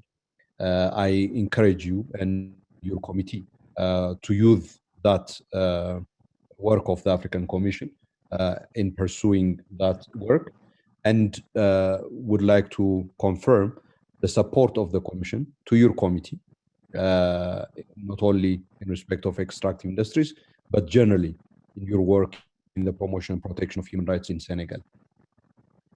We join you in expressing our concern about the plight of children in Senegal, particularly homeless children. We also indeed join you in expressing also concern with respect to the migration of particularly the youth who have to encounter very serious threats to their well-being, to their health, and ultimately to their lives, as their journey, as you put it, to quote-unquote greener pastures is often filled with a great deal of danger, basically stripping them of their dignity and ultimately putting their life in peril, particularly as they cross the Mediterranean, which has become a very vast grave for the lives of the vast majority of youth who try to cross that waterland. I think we welcome your support for the Commission in terms of encouraging Senegal to implement commitments made in the context of the sessions of this Commission, and also the effort towards the development of a national human rights policy, as well as a process towards the adoption of the second optional protocol. So thank you very much for your update. I'm not sure if we have any of the other representatives of institutions that I have been calling. Do we have any indication if we have anyone from the institutions that I called for earlier on? We don't also have Article 19 Kenya, Winfred Mbai.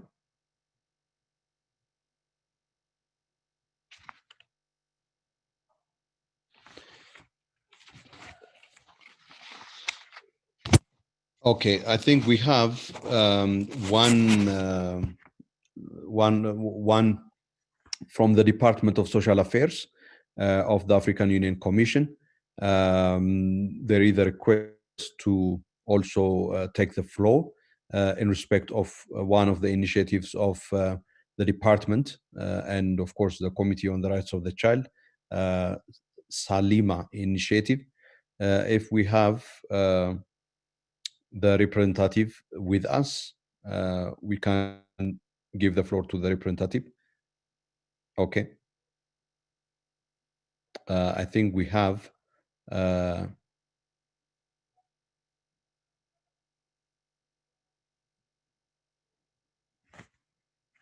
all right.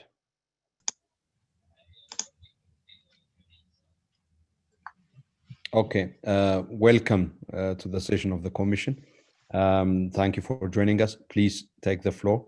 And I hope you'll not put me in difficulty by exceeding the time. Thank you, Excellency. And just to check that you're receiving me loud and clear. Yes, we can hear you. I hope there is the interpretation as well for French and Portuguese as well. Okay, please. Thank you, Chairperson of the African Commission on Human and People's Rights, Honorable Commissioner Solomon Derso, for the opportunity to address the Commission. And apologies once more, we were unable to convene with you yesterday and to meet our obligation on the time that was slotted for us then. And in lieu of the time, please permit me to stand on existing protocol.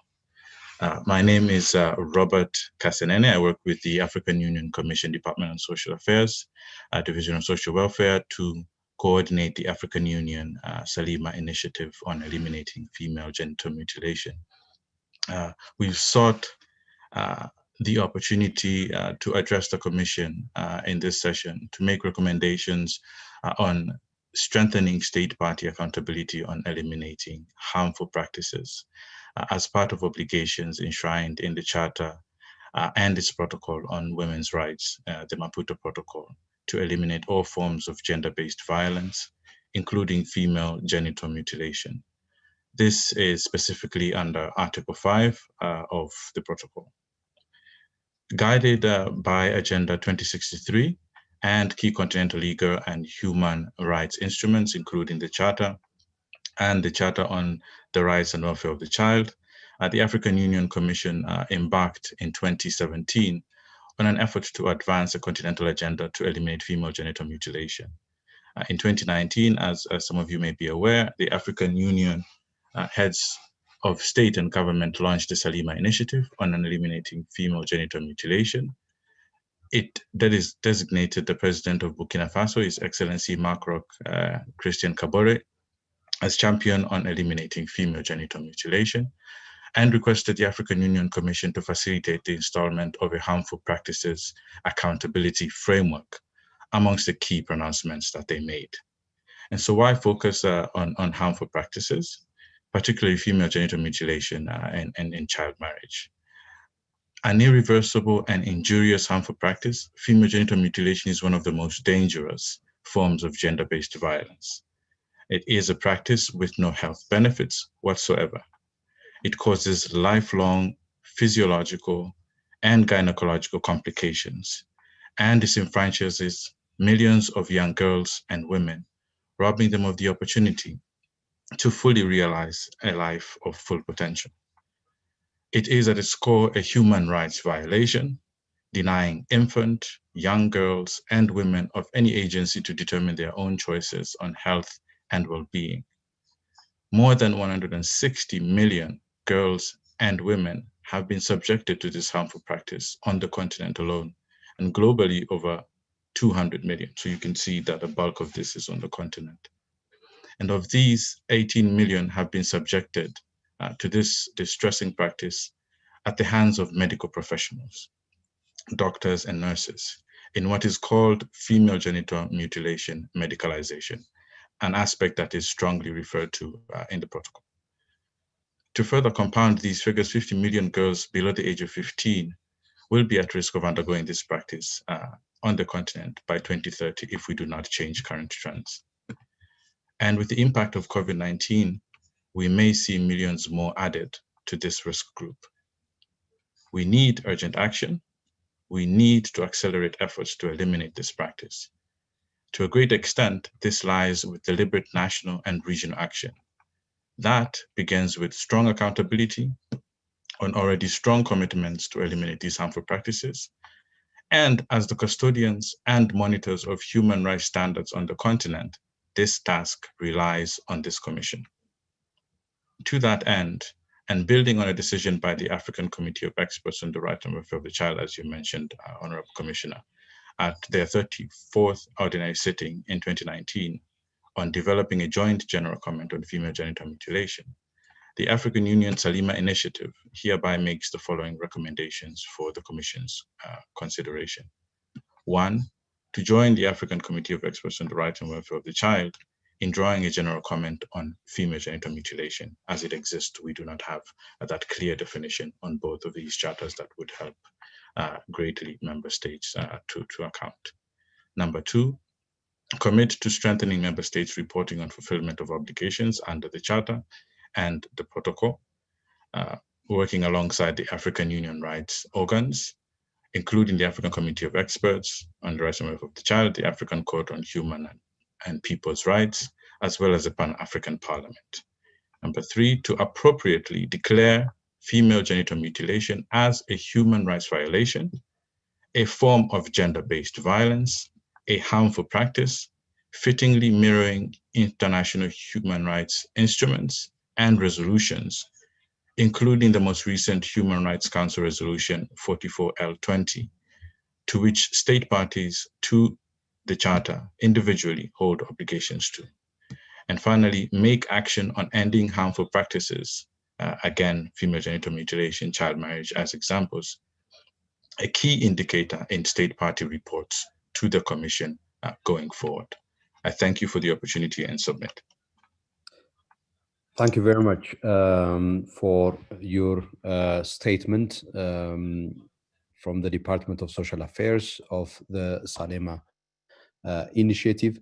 At the African Commission, we consider very seriously our motto, human rights are collective responsibility, and therefore we strongly believe that this is a work that we have to accomplish collectively in partnership with and together in coordination with other stakeholders, states, parties, sister human rights bodies, civil society organizations, national human rights institutions, and we welcome indeed the participation of the Department of Social Affairs.